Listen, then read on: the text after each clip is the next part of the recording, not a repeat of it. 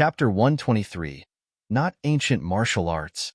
Chapter 123. Not Ancient Martial Arts. And Yin, who had been standing on the side, froze too. Someone actually wants to pay 300K for a necklace? But she immediately reacted and she contemptuously said, "You can just tell they are working together, not professional at all." However, the youth beside her seriously said, "They aren't working together. I know that old monk. He is from that ancient stall. He seemed to be from Juyun Temple. This sort of people would never do such a thing. It seems that the necklace may really be magic artifact." "Ah," and Yin exclaimed. She didn't expect the person to increase the price would be an old monk from an ancient stall. This was a clear sign that Yi Mo's items were real. "How about I buy one for you?" This youth knows that Yin really liked the necklace and wanted to please her. Seeing her expression, he said immediately, "Okay, I want one." But Yin had been wanting one, but she just couldn't do it for the sake of her dignity. However, she didn't expect things to turn out like this. The product she thought to be fake actually became popular now. She immediately thought that this necklace was gone. Otherwise, why would the old monk fight over one with the woman? Yi Mo didn't expect to find someone who knew his stuff. But he already sold his item to this woman and wouldn't sell it to the second person. Seeing the woman look over, Yi Mo said immediately, "You came first, you pay." At this moment, everyone around understood that the old monk came from the ancient stall. Even he came to buy Yi Mo's item, so this meant that Yi Mo's items were real. At this moment, more and more people came to Yi Mo's stall.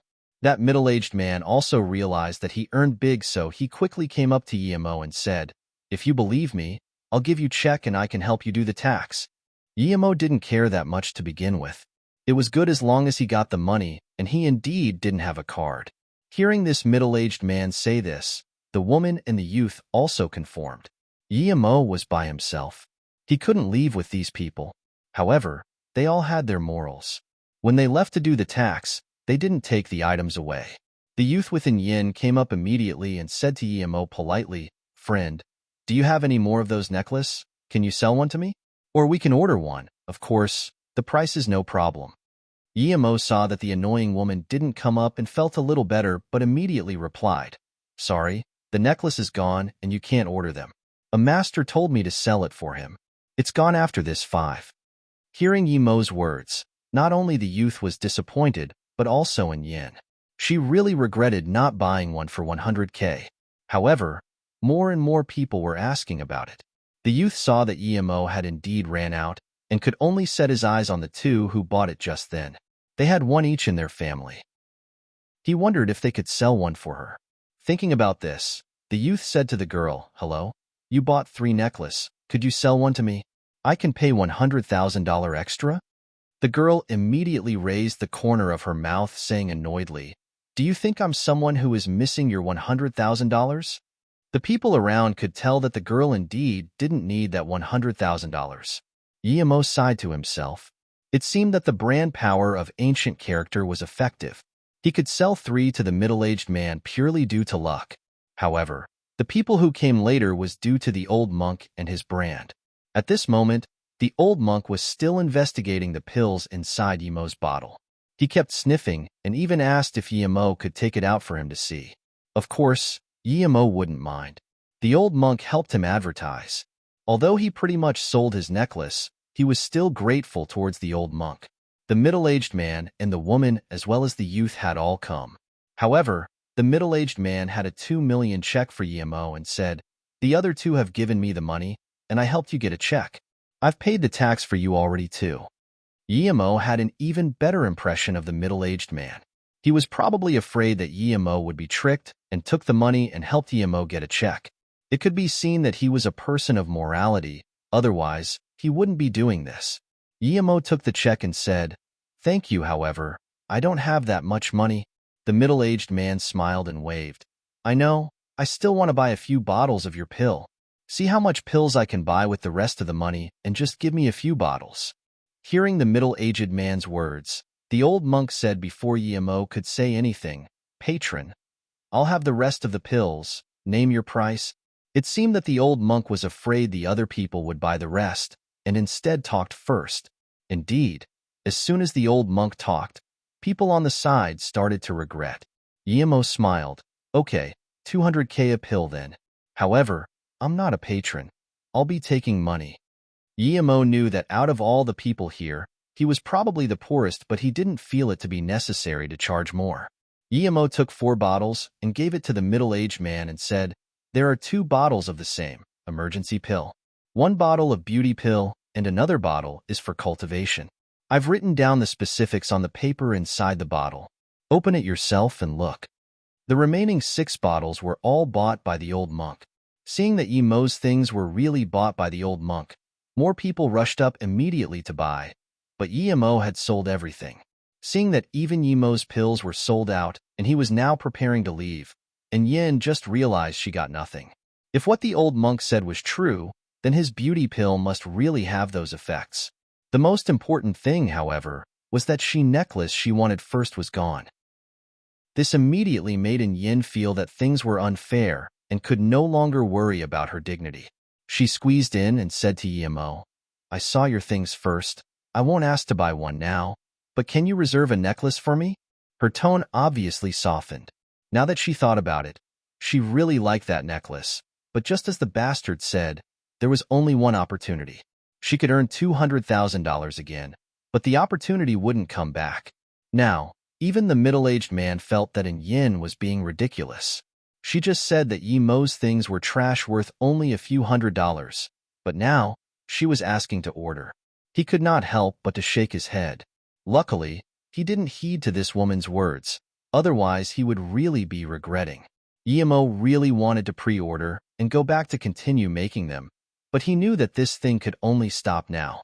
He could still make excuses now, but if he made too much, it would be hard to explain.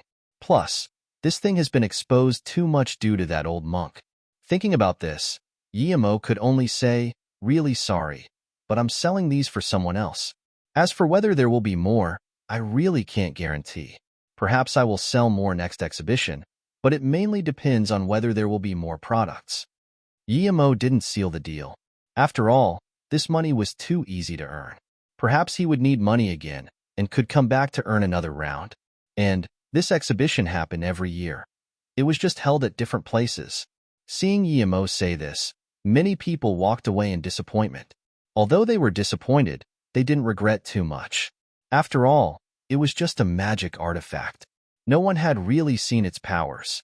However, only the middle-aged man and the old monk didn't leave. Even Yin left in anger, cursing Yemo countless times. "I'm Ijuha. I'm running a few companies, and this is my card. If you need any help, please ask." Then, Ijuha took out his card. His many years of experience in the business industry made him feel that Yemo wasn't an ordinary person. Thus, he wanted to connect with him, so he left a card.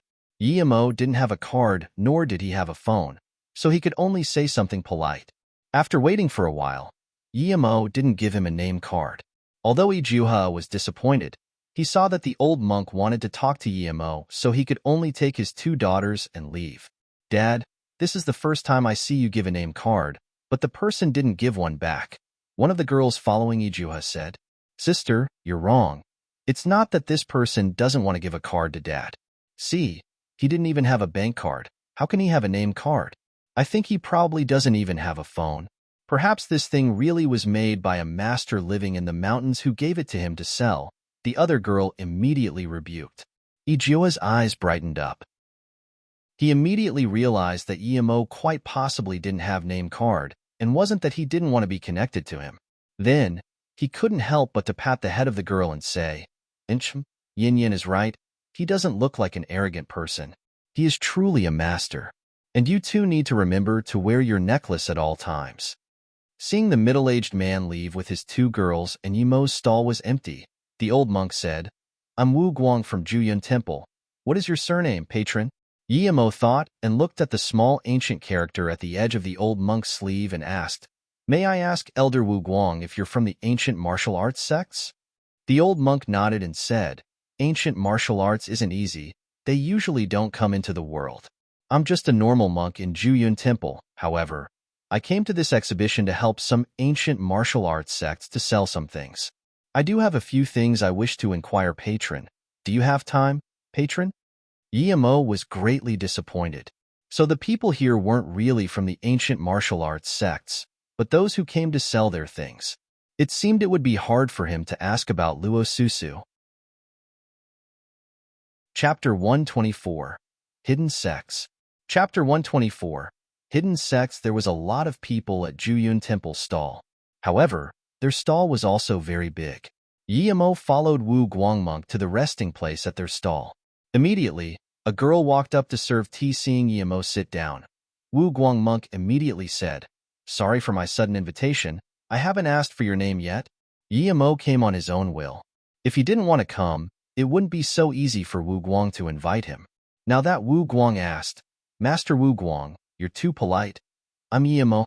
Yemo thought that this Wu Guang probably wasn't an ordinary folk.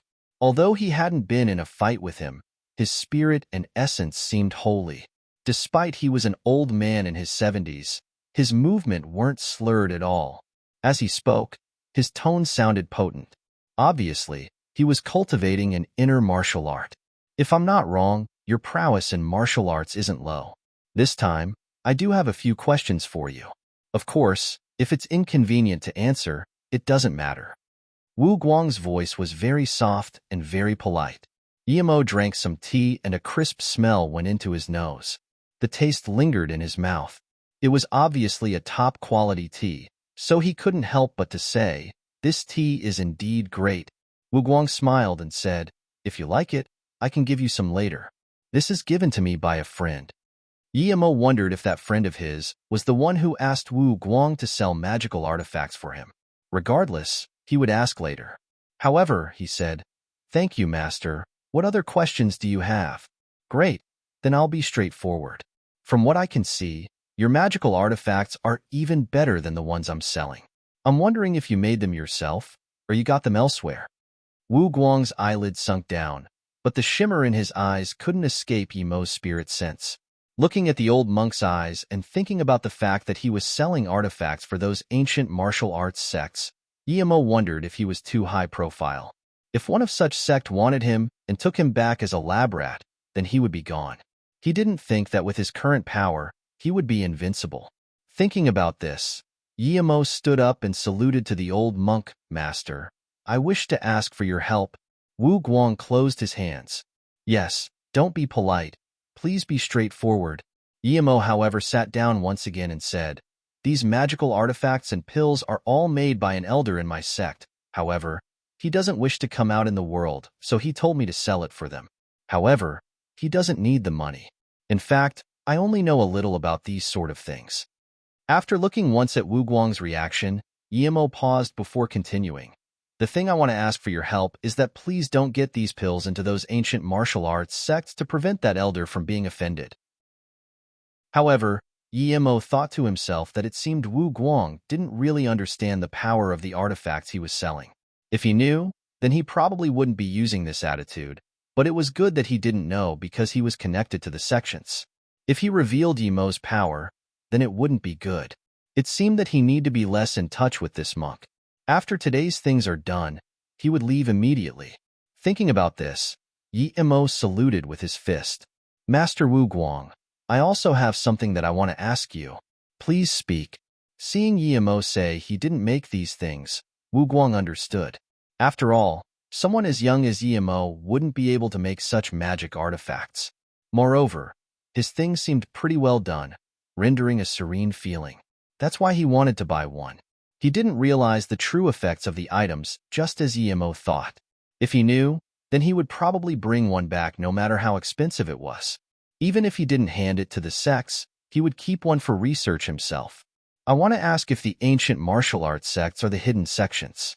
How do I enter if I want to enter the hidden sects?" He only occasionally heard about the hidden sects from Luo Susu. Although he didn't ask, he remembered it. Hearing Yemo's question, Wu Guang looked at Yemo peculiarly. He didn't expect Yemo to know about the hidden sections. Not much people knew about the hidden sections. Since Yemo asked, Wu Guang didn't decide to hide it from him. Plus, there wasn't anything to hide. He just nodded and said, "Ancient martial arts is a type of hidden sect.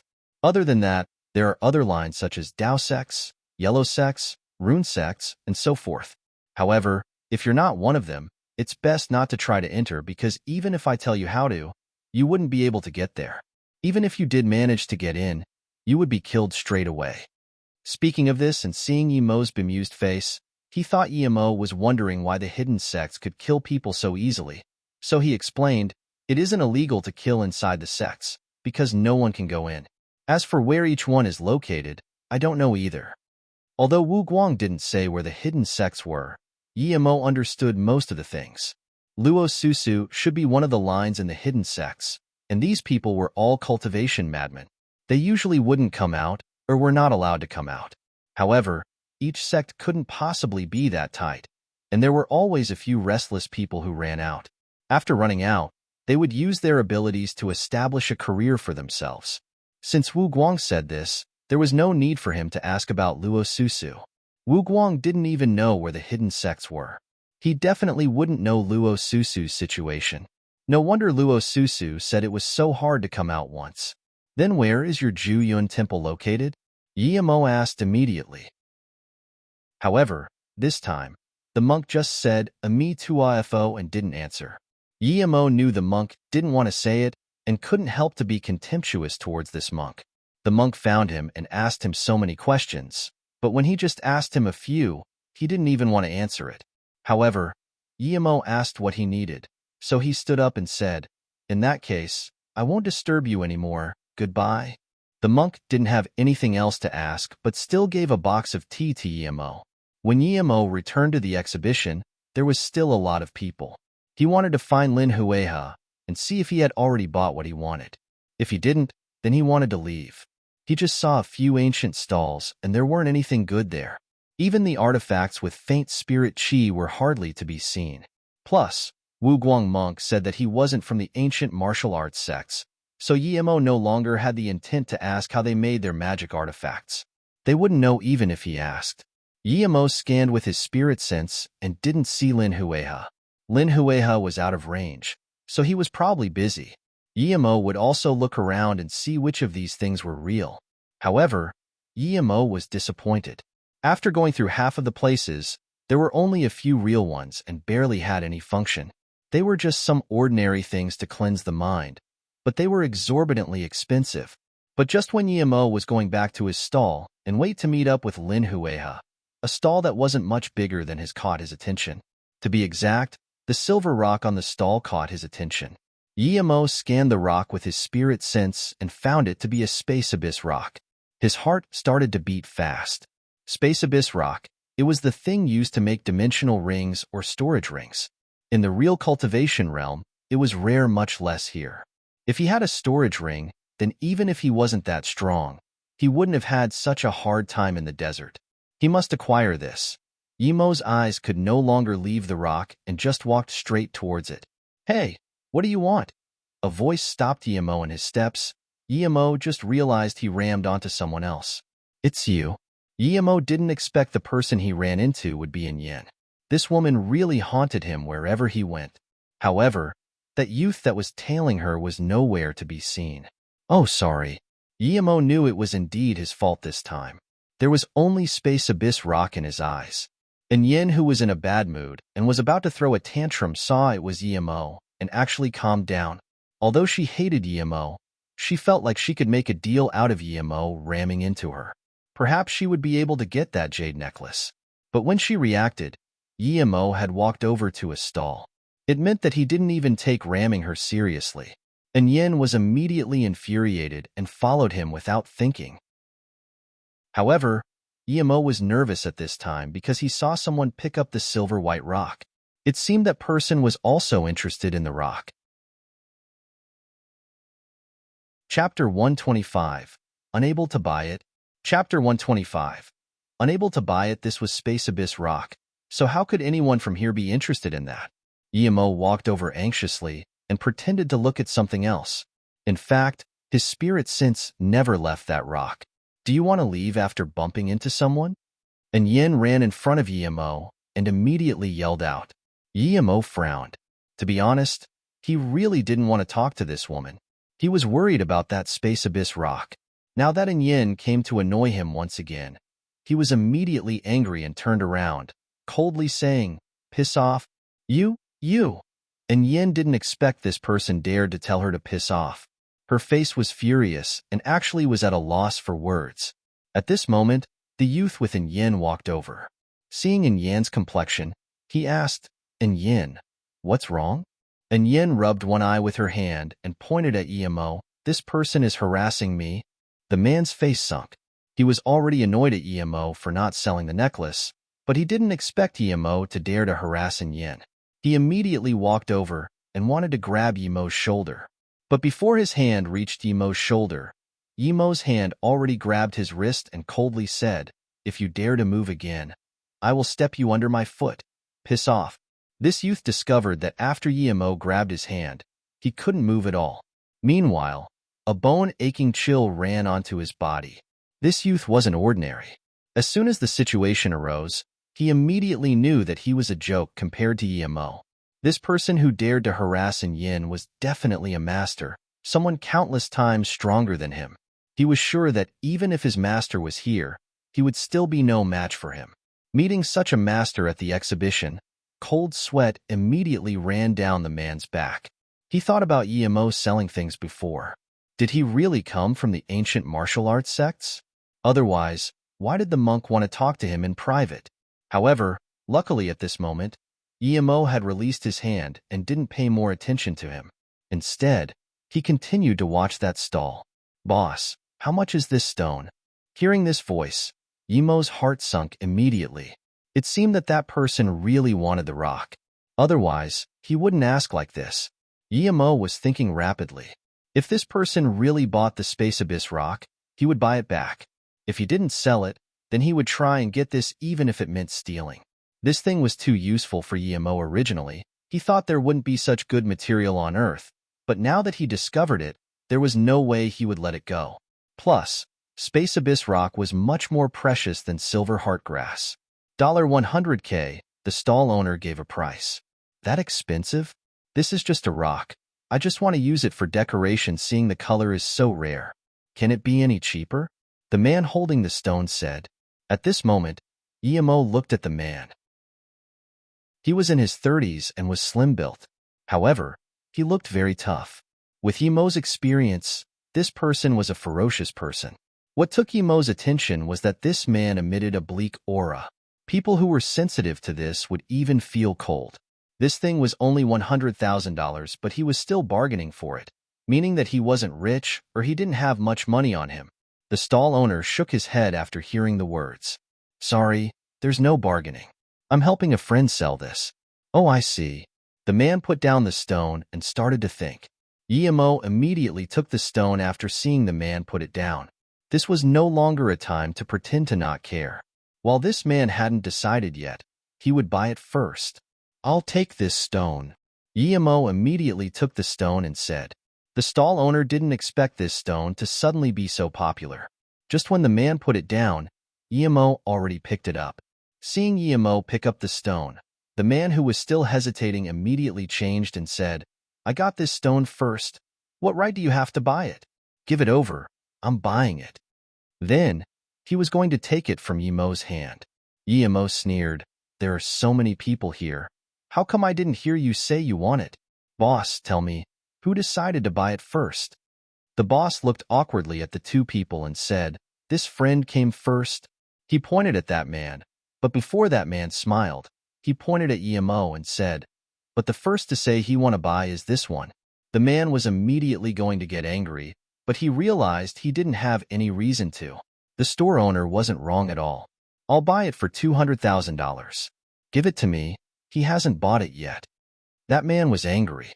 He didn't think that the thing he wanted would be bought away as soon as he hesitated for a bit. The store owner looked apologetically at Emo.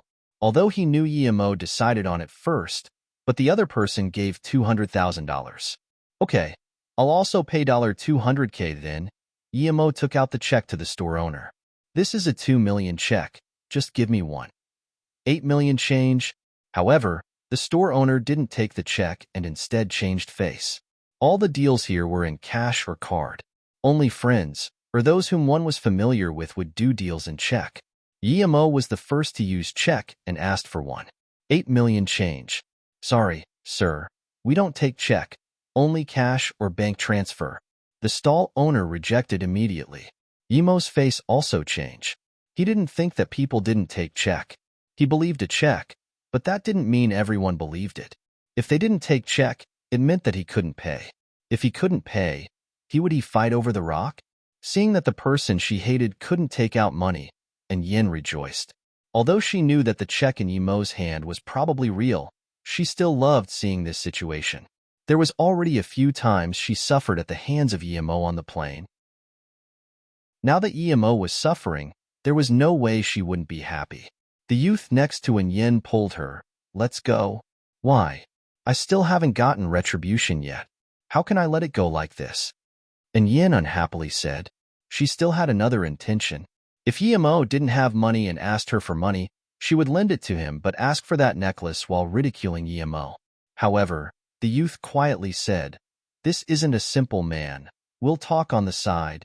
Helplessly, and Yin walked to the side with the youth. At this moment, the stall owner took the space abyss rock from Yemo and put it on the table. His intention was obvious. Whoever could afford it could get the rock. Yemo's face changed. There was no way he would give up on the space abyss rock, but he couldn't take out money. He thought about Yin on the side. Didn't she want a necklace? He would give her one and lend money from her. But when Yemo turned around, and Yin was gone, he couldn't help but to frown more. Of course, and Yin didn't think that her little plan almost succeeded if that youth didn't pull her away. Yemo really was going to ask for money from her. But in this short moment, the bleak-faced man said, "Tell your cashier to go check out with me. I'll give you $200,000 immediately." This stall owner could no longer care about Yemo. It would be hard to sell this stone for $100,000, but now he sold it for $200,000. He quickly told the cashier to check out with the man while he packaged the stone. Yemo looked helplessly at the rock. He really couldn't blame the stall owner. Although his character wasn't good, he was a businessman. Of course, he wanted to earn more money. "Boss, where did you get this stone?" Yemo thought there might be more from where it came from. As though a bit apologetic towards Yemo, the stall owner replied, "From what my friend said, he picked it up near the Qingdao beach. As for exactly where, I have no idea." Hearing the stall owner's words, Yemo was speechless. If he could pick up Space Abyss stone at the beach, then there would be too much. However, he wasn't sure if the stall owner was telling the truth, so he could only shake his head and leave. After leaving the stall, Yemo quietly walked behind that man and made a spirit sense mark. Since he couldn't buy it, then he had no choice but to steal it. This thing was more useful to him than to anyone else, but someone else had to buy it. Yemo didn't have any moral burden stealing it from this man. This bleak-looking man was obviously not someone to be messed with easily, but Yemo wasn't afraid of this type at all. Plus, he maliciously increased the price. Look at how the monk increased the price. After the person bought it, he would buy it for extra from that person. If the person didn't agree, he would give up. Of course, Yemo didn't expect this man to have the resolve of Wu Guang, but that man shouldn't expect him to have the resolve of Wu Guang either. And Yin, who just saw Yemo return dejectedly to his stall, couldn't help but to think, "Serves you right." Chapter 126. Relocation. Chapter 126. Relocation. At this moment, Lin Hueha and his friends had come back. Although Yemo had no interest in asking what they bought, Lin Hueha excitedly showed Yemo the magic artifact he had just bought. This was a spirit-calming magic artifact. It would help with sleeping when put at the bedside. Although it looked exquisite on the outside, the effects were too bad. If it was not long before, perhaps Yemo would help him improve it. But now, Yemo had lost interest and casually said it wasn't bad. "Brother Yi, did you finish selling as well? If you're finished, then let's go." From Lin Huea's perspective, it would be very lucky if Yemo could even sell his things for a few thousand. Yemo smiled and said, "Brother Lin, you go back first. I still have some things to do. I'll go visit you later." "Oh, I also have a bag of tea here. A friend gave it to me. It's yours now." Seeing Yemo was busy, Lin Hueha didn't mind too much. He took the tea and left with his friend. After Lin Hueha left, Yemo just constantly sat in his stall and didn't shop around. He just kept his spirit sense on that bleak-looking man. If he didn't get this rock, he wouldn't give up. With such a big piece, he could make 2 storage rings. Although Yin wanted to go up and ridicule Yimo, she saw Yimo's annoyed complexion and remembered the ferocious way he told her to piss off and held back on her actions. However, Yimo noticed that the man who bought the stone didn't leave and still walked around. However, Yimo was patient. Even if the man stayed till dark, he wouldn't mind. And Yimo also noticed that a long-haired man followed that man, but the two didn't talk. After that man walked around for another 20 minutes, he finally made his way to the exit. Yimo just kept his spirit sense on him and didn't walk up. As expected, the man wandered around the exit for another while before leaving. Yimo noticed that he actually left from the safety exit. The long-haired man didn't leave with him. Yimo immediately used an invisibility magic and followed. Because Yin was still annoyed due to the necklace, she had her eyes on Yimo, but when she blinked, she actually found that Yimo disappeared. She thought she looked wrong and rubbed her eyes, but Yimo really disappeared. She was dazed. She didn't know if she blinked for too long or she was seeing things. This bleak man had a handbag and walked beside an Audi. He looked around and took out a cigarette, but wasn't in a rush to leave. It seemed that he was waiting for someone. If he was stage 2 chi gathering, Yimo would probably kill this man or knock him out and take the Space Abyss rock. But at this moment, that was unnecessary. He thought he would have to follow his car, but since this man didn't leave, that would save more time. Yimo just took the rock without even using a substitute in invisibility. He left immediately. If he couldn't make a storage ring before he went to Beijing, then he at least needed to prepare the other materials.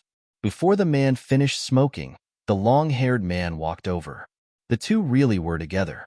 The two nodded upon arrival as the bleak man reached inside the bag in his hand. He wanted to take the Space Abyss rock out and show it to the long-haired man. But when he reached his hand in, his face rapidly changed. He found that the rock he spent 200K on was gone. He really did leave it in there, and the bag was always in his hand. So how would it disappear? Plus, with his power, how could he not know someone stole something from him? Sumu, what's wrong? The latter man noticed something was wrong and asked. The man called Sumu just held the bag without replying immediately. Did you lose it? That long-haired man nervously asked. From his expression, one could tell how much it meant for him. The man called Sumu shook his head. No, that thing is still there. Hearing Sumu's words, the long-haired man felt relief. Since that thing is still there, what are you afraid of, Sai? But I felt I lost something thousands of times more precious than that. Sumu shook his head. His face was bleak. Stop bullshitting. What could be more precious than the attacking artifacts from the hidden sections? We spent 50 million getting that. Master said if he finished his solitary training, he will be able to break through. Then, he will go see Qianlong too. Even if he doesn't break through, Qianlong too would be more cautious with him with this attacking artifact, the long-haired man said. The man called Sumu frowned and answered after a long time. It's because I feel the thing I lost is the spirit-sensing stone, Master said. Master said that there is a type of stone where if you hold it in your hands and close your eyes feeling it with your body, you will have this feeling of spreading your spirit. You can even feel its vastness as well as an indescribable feel of space-time. This stone is really important in helping me break through. Speaking till now, he looked at the long-haired man and said, if that was the spirit-sensing stone and Master got it, then he would have a greater chance in breaking through. Perhaps we can use this stone to break through in the future. This stone that makes you feel a vastness is priceless. Don't you think it is so much more precious than the thing we came to buy? There really is such a stone? Then for a true ancient martial artist like Master, that stone would be. The long-haired man didn't speak the rest, but Sumu knew what he meant. If that stone really was the spirit-sensing stone, then it would definitely worth more than that 50 million attacking artifact. Sumu's face was serious. It should be him, otherwise, why did he keep such a close eye on it? It meant that he knew how special the stone was. It was because he wanted to buy that made me make my decision. Only he would have the motive to steal it. Now that the stone has disappeared, you sure you weren't being followed? The long-haired man soon understood. If things were really as Sumu said, then that stone really would be so much more precious. Sumu shook his head. Definitely not, perhaps. Sumu suddenly subconsciously looked at the exhibition and said to the long-haired man, "Let's go in again. Tell the organizer to close the doors and investigate." The long-haired man frowned and said, "In that case, we're telling Metal River that we have come? So what if they know? Metal River is Uncle Metal's and Master's, not Wu Shueming's. If Master wasn't in solitary training now, Uncle Metal would have gotten rid of him with his cockiness and subvert disobedience to Uncle Metal's words. We'll let him jump around for a few days." He had already forgotten who had given him his authority. Sumu's bleak face seemed bleaker with his bleak tone. The long-haired man nodded. "That Wu Shueming has been too arrogant recently." Then, the two went back to the exhibition. Yemo returned to the clinic in a good mood, but he saw Lu Xiaojun and Yu Era discussing something. They hurried to greet Yemo upon seeing his return. "What is it that you're so happy about?" Yemo asked casually, seeing both of them were so happy. "Master, Xiaojun has found a mansion. It's just a bit far, and the price is 1.8 million. Because this family is in a rush to leave, the price isn't too high," Yu Era replied. Yemo was also very happy hearing that they have found a new place. He didn't mind it being distant. He wanted it to be far and discreet. He immediately gave that check to Lu Xiaojun. "Use this money to buy the mansion, the faster the better." Lu Xiaojun took the check. Looking at the numbers on it, she almost screamed. Master just went out for half a day and brought back 2 million. This was too absurd. But then she immediately thought of Yemo's words and dragged Yu Era with her. But before she left, she remembered something and asked, "Master, give me your ID." Yemo waved his hand. "Use your own. Time is of the essence." Lu Xiaojun poked her tongue out, but also knew of Yemo's character, so she didn't ask anymore. The reason Yemo wanted to move so quickly was because Lin Hueha knew he went, and Lin Hueha knew where he lived. If someone wanted to, it wouldn't be hard for that person to find him. Moreover, he got the Space Abyss rock today. Other people didn't know of its value, but he did. He just didn't know if that bleak-looking man bought the rock due to the same reasons. But regardless, he needed to be alert. Of course, the main reason was because he wanted to plant his silver heartgrass there. Although it didn't die here, but it didn't seem to be very alive. Instead of waiting for it to die here, it would be better to change places. If that place still didn't work out, then he might really move back to Ninghai. Although Lu Xiaojun just graduated less than a year ago, she did things very fast. It was only a week, and she had done all the procedures right away. Plus, that family was in a hurry to sell the house, so they had already moved in within a week. Chapter 127. Qian Longto's Irresolution. Chapter 127. Qian Longto's Irresolution Sinai Peninsula. In Nanxing's grandiloquent meeting room, only a few people sat there. In the middle was a man in his 60s. He had a pair of hawk eyes and loose eyebrows. However, his lips were very thick. This was the leader of Nanxing, Qian Baihe, also called Qian Longtu. Many years ago, Qian Longtu no longer ventured into the underground world, but those who heard his name would all give him respect. No gang dared to go against Qian Longtu. Not only in China, but even the African and European gangs also need to be fearful of the name Qian Longtu. However, Qian Longtu's face was very bleak at the moment. He just stared at the screen and didn't talk. Other than him, there was 6 other people in this room. 2 of them Yemo would know. One was the woman he sliced the arm off, and another one was Lang Ji. Other than this, there were 4 other people. A skinny man wearing red clothes sat closely beside Qian Longtu. He was in his 40-foot, triangular eyes and very long eyebrows. However, he also frowned as if in contemplation. He was the advisor of Qian Longtu, Dongfang Shi. The only person still drinking water is a youth who looked very scholarly and had a neat face. Although he wasn't handsome, but he wasn't ugly either. Although he looked the most ordinary, he was the most mysterious in Nanxing and also said to be the strongest. He was Wu Chong. As for how strong he was, no one knew. Only Lang Ji knew of his strength a bit, but Lang Ji was definitely no match for him. Even Qian Longtu was a bit respectful towards him. Other than this, there was a nun. The nun looked very fresh. She sat with the girl who had her arms sliced off by Yemo. It seemed the two were related, But that girl's broken arm was already attached back. It seemed she underwent surgery, and her face was still pale. She sat beside the nun. The last person seemed a bit recluse, but had a face full of ferocity. He was Qian Longtou's close henchman, Li Sandao, also the general of Qian Longtou's army. It could be said Nanqing's most central people were all here.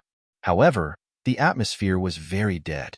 After long, Dongfang Shi relaxed his eyebrows and said, from the tape and Lang Ji as well as Zisu's description, this Yimo is indeed strong. However, as for fireball and invisibility, I have my own outlook on that.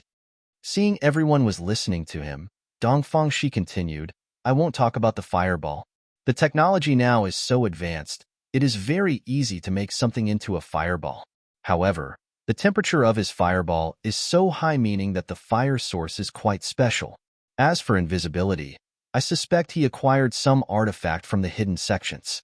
Otherwise, I really wouldn't believe someone can just suddenly go invisible.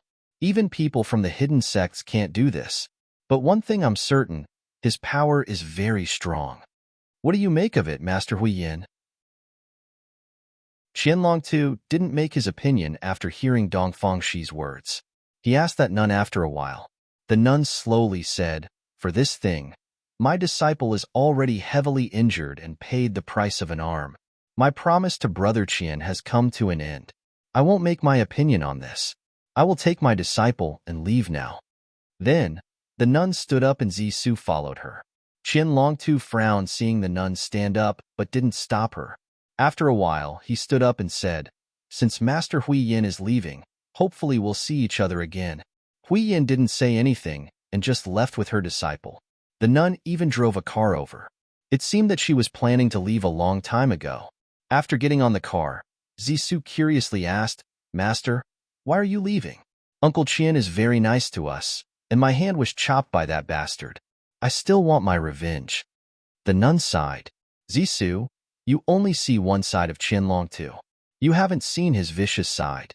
He can take 1 month to kill someone. Have you seen it? My brother owed him, so I promised to do 3 things for him. This time, getting you to go to the desert with Lang Ji to stop Yimo is the last promise. From now on, we won't be related anymore. But Master, aren't we going to get revenge? Zisu immediately asked. She really didn't want to let it go like this. She had been practicing martial arts for so many years. All her mastery is in her hands, but now her hand was destroyed. Revenge? Huiyin repeated before saying, do you think you can get revenge? I don't know who Yimo is, but I'm too clear on what sort of a person Qian Longtou's son is. Yimo definitely had a reason for killing him. Do you think it's so easy to get revenge from Yimo? Why? Zisu asked. Didn't that Dongfang Shi say Yimo used flammables for the fireball and magic artifacts for invisibility? Huiyin coldly said, do you need to listen to what he says? I see that you like living in the mortal world and don't want to go back. If that's the case, you can stay. No, Master, I'm just saying, Zisu hurriedly said, seeing that her master was being serious. Then don't talk about it anymore. Do you really think the hidden sect can make an invisibility artifact? And what flammable substance do you think can ignite that quick and just incinerate the body straight away? Even I could tell that Yimo definitely didn't use flammable substance. That is just Dongfang Shi cheating himself. Didn't you see him make hand seals? He is a scary person. Don't mess with him. Huiyin still felt nervous thinking about the scene. She wouldn't be so clueless like normal people. Her sect was also a part of the ancient martial arts, but just rather declined. Now, they were no longer a part of the hidden sect, but this didn't mean she didn't know anything. Some sects were indeed powerful, but not powerful enough to make invisibility artifacts. Brother, why do we let them go? Lang Ji asked confusedly after seeing Huiyin and Zisu really leave. Qian Longtu waved his hand and didn't reply. Although he didn't want them to leave, he didn't have any reason. At that time, he said they could leave when they helped him do 3 things. Now if he tried to force Huiyin to stay, they would have conflict. He already had conflict with Yimo. It would be no good if he were to have conflict with Huiyin. Originally, Qian Longtu thought that Yimo was someone not important. Killing him would be all too easy. But he didn't expect Emo to be so ferocious as to face tens of Nanqing elite without any pressure. It was like he was taking a stroll, and this made Qian Longtu fearful. Although that Emo said he would come for him, he wasn't scared.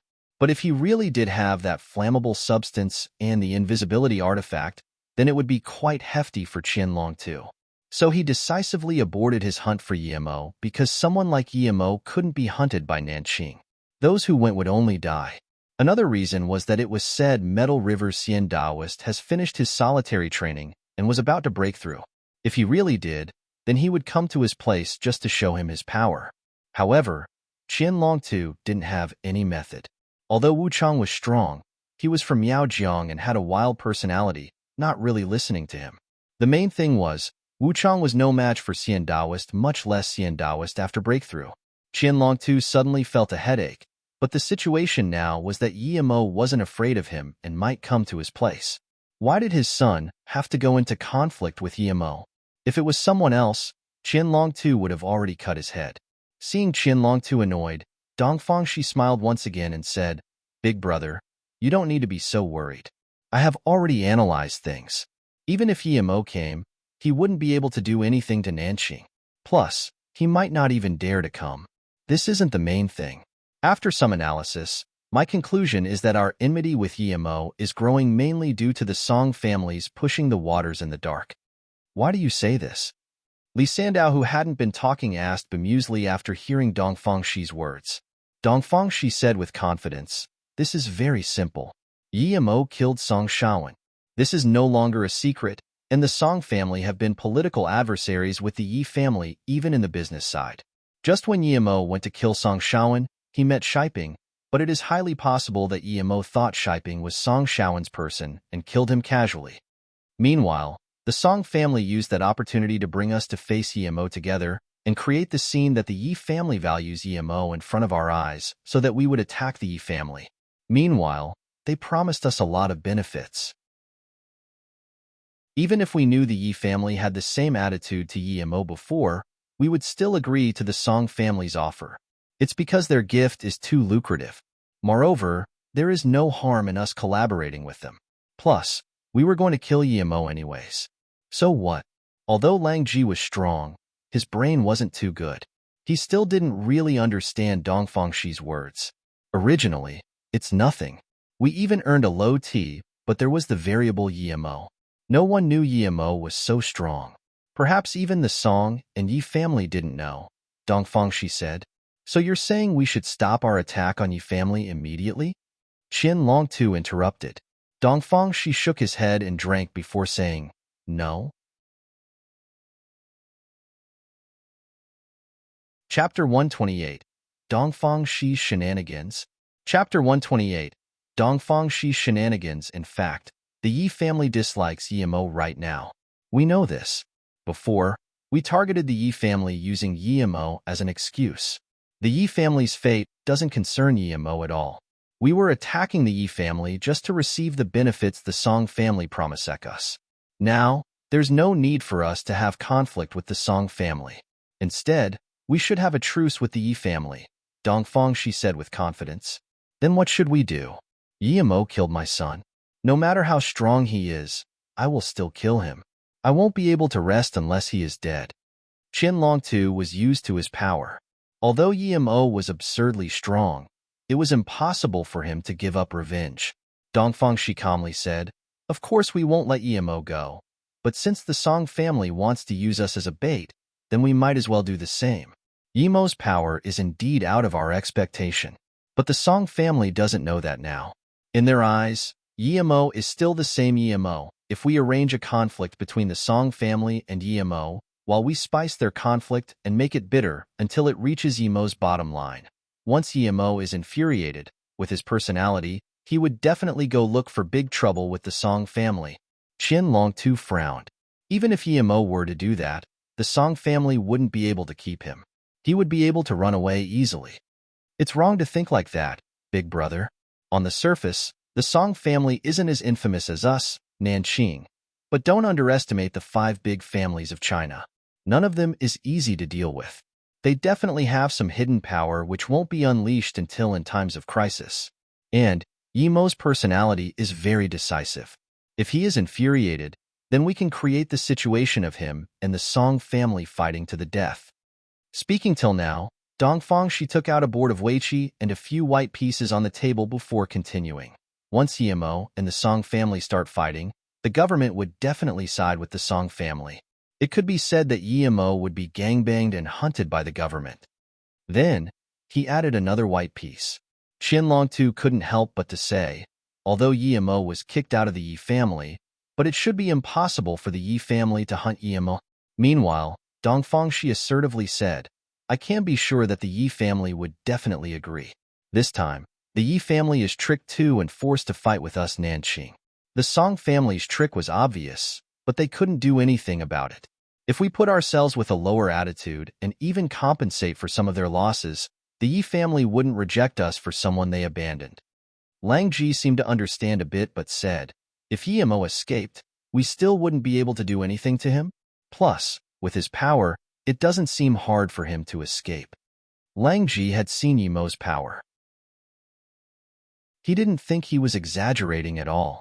Yimo indeed had the means to escape. At this moment Dongfang she put the white pieces all around the black and said, look, this is the government's hunt. This is the Yi family and Song family and even us Nanqing. The only way he can escape is here.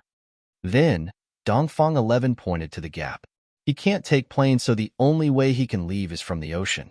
And would we be afraid of anyone in the ocean? So, we want him to run. This way, with Yimo's power, the Song family would suffer heavy losses after their fight, and Yimo would be trapped and hunted by us in the ocean. I just won't believe that our entire army with this much firepower can't keep a Yimo. Even if he can go invisible, he can't go invisible against bullets. No matter how strong his fireball is, can it be stronger than a rocket? Then, Dongfang she put a black piece at the gap, and in front of it, he put multiple black pieces again.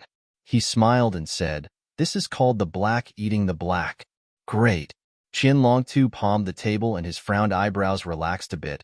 But then he asked again, but how can we make the Song family infuriate Yimo?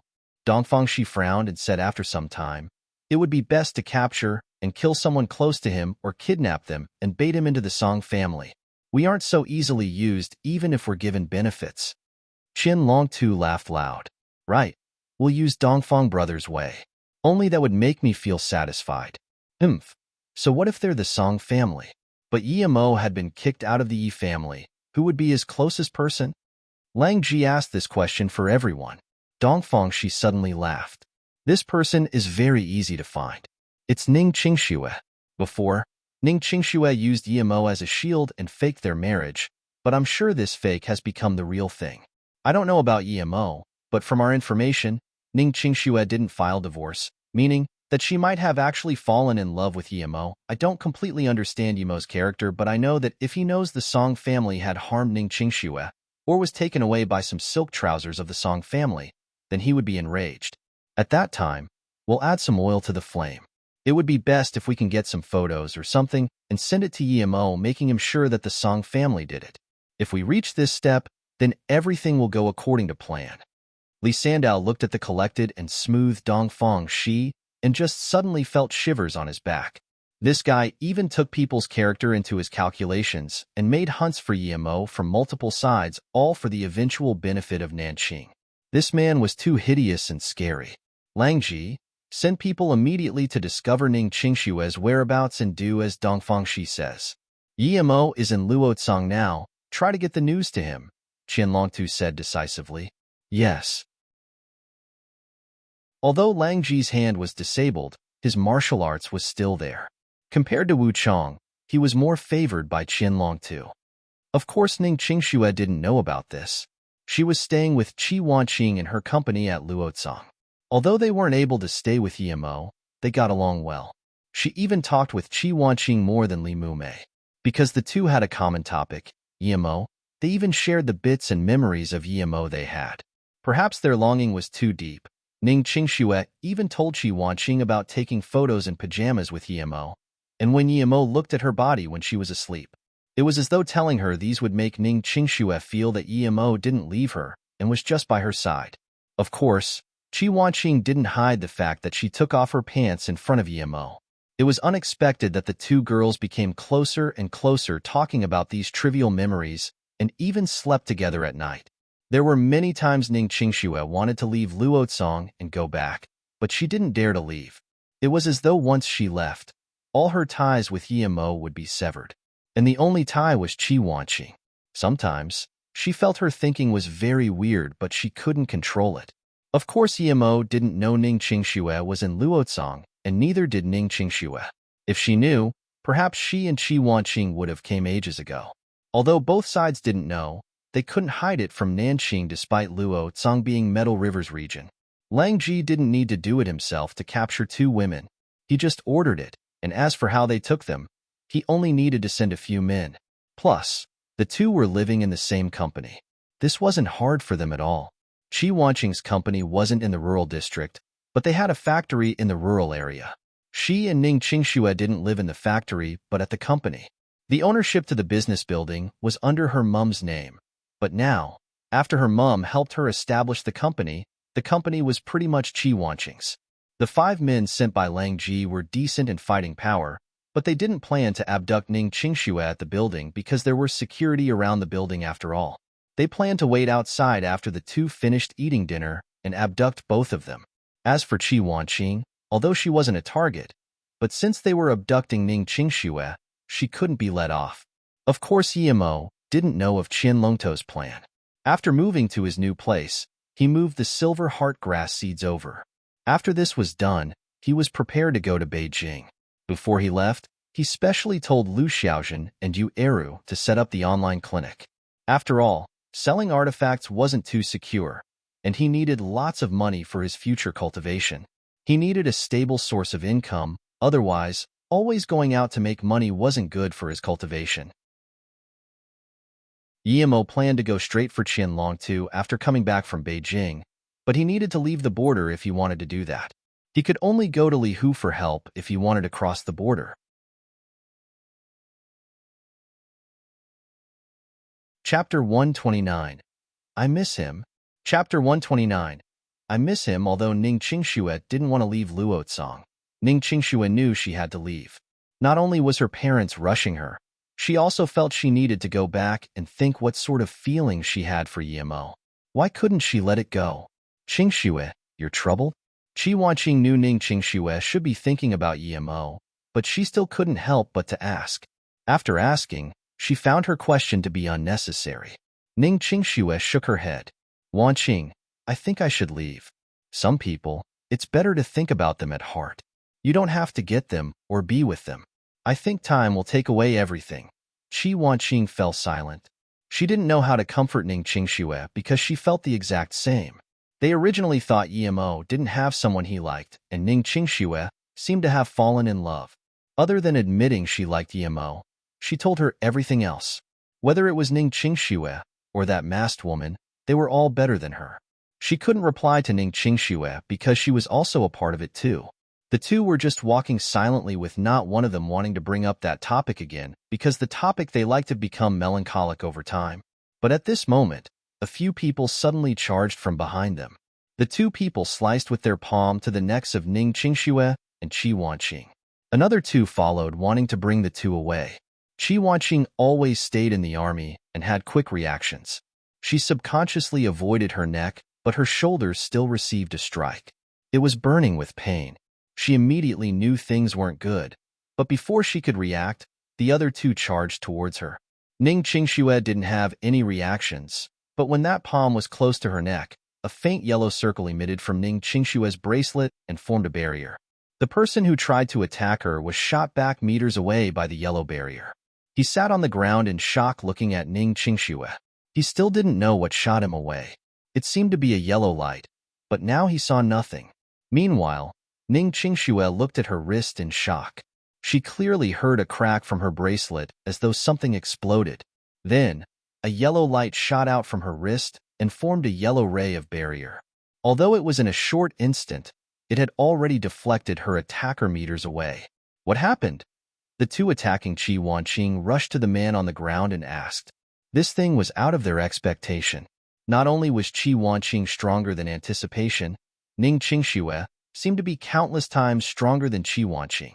She seemed to know evil magic. A yellow light flashed, and they were shot out meters away. This was too absurd. If both women were this strong, then the 5 of them wouldn't be enough. Qi Wanqing and Ning Qingxue reacted. They knew that someone was attacking them. Although Qi Wanqing didn't know what that yellow light was from Ning Qingxue's hand, it didn't mean she wasn't going to counterattack. Her reaction was faster than those few people and didn't even think before calling, "Little wolf, go bite them." A black shadow dashed, and the man still fighting with Ning Qingxue was bitten on the neck. The man immediately turned to run, but just when he reached his partners, he fell to the ground. Retreat. The last man who came saw 4 of them failed capturing the 2 women, and one of them was down. He immediately knew there was a wrong estimation by his boss, so he immediately called to retreat.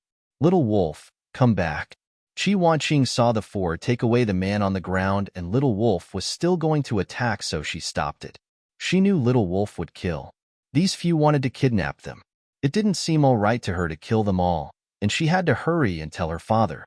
Ning Qingxue had completely awoke and looked at Qi Wanqing in surprise. "Wanqing, was that Little Wolf the one you told me Yimo gave to you?" Qi Wanqing nodded. "Yes, Little Wolf is quite strong. Those that it bites will die unless ye brother saves him." Ning Qingxue suddenly thought of the yellow light in her hand. She looked down and saw that the 3 beads on her wrist had one broken. It was the jade bead of the bracelet. Ning Qingxue mumbled, and she was dumbfounded. "Qingxue, there was a yellow light from your hand, and it formed a barrier deflecting your attacker. What was that?" Qi Wanqing also asked. Ning Qingxue didn't seem to hear Qi Wanqing's words and just mumbled. "So the bracelet he gave Jiangwen has such effect. This? No wonder he calls it the 6 beads of fortune. This is what it meant. It can block bad fortune 6 times. Suddenly, Ning Qingxue felt bitter. He gave the bracelet to Jiangwen and Little Wolf to Wanqing, but he didn't give anything to her. She suddenly felt bad. Was she really that atrocious? Thinking about this, Ning Qingxue felt guilty. Why should he give something to her? He helped her block the demon from the Song family and saved her life. Right, last time, Su Jingwen said she thought Yimo was the master who sold the runic charm and later knew he wasn't. But didn't she have a few runic charms on her now? Ning Qingxue suddenly took out the fireball charm and looked at it, but eventually, she didn't test it and just grabbed it in her hands. "Qingxue, what's wrong?" Qi Wanqing asked. She suddenly thought of Su Jingwen. After knowing the meaning of 6 beads of fortune, would she regret giving it to her? She also thought wrong of Yimo's hearty gift.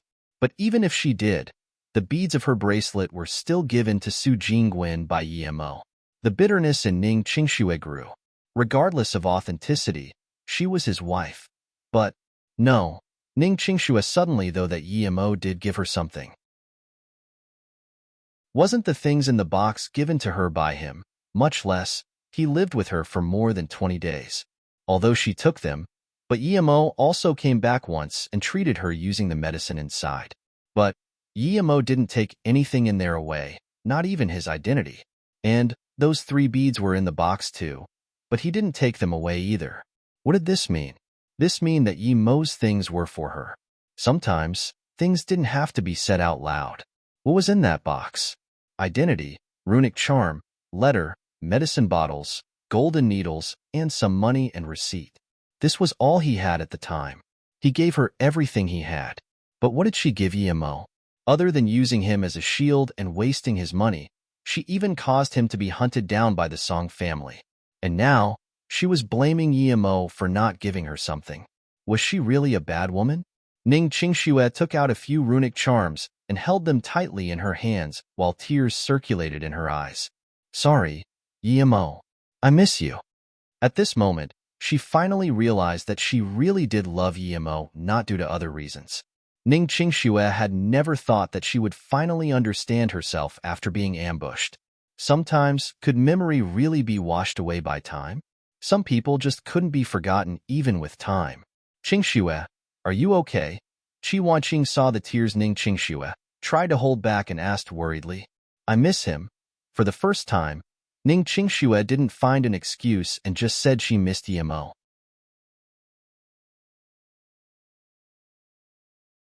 Chapter 130. Seeing metal nails once again. Chapter 130. Seeing metal nails once again. How is Chi-shan? In a normal-looking van sat 4 people and 1 young man lying down. The one who asked was the driver. He might not make it. His face is completely black, and he's not breathing, someone replied. The driver remained silent for a while before saying, "We'll immediately go to HQ, Sankai, call Brother Lang and notify him. Just say the target is too difficult. We have lost a brother." Okay. Before the youth spoke, the driver's phone sounded. "Sankai, wait, let me pick up a call." The driver connected to the call. The car was going slower and slower until it stopped by the side of the road. "Brother Lang, I was just going to call you." The driver just realized Lang Ji called when he picked up. Lang Ji's bleak voice sounded, "Black Snake, don't move yet. Wait till I come. I've just received news that Chi Wanqing is from the military and is still serving. She is a special ops, so she must quite strong. Before we attack, we need to make a new plan. I'm on my way to Luotsang."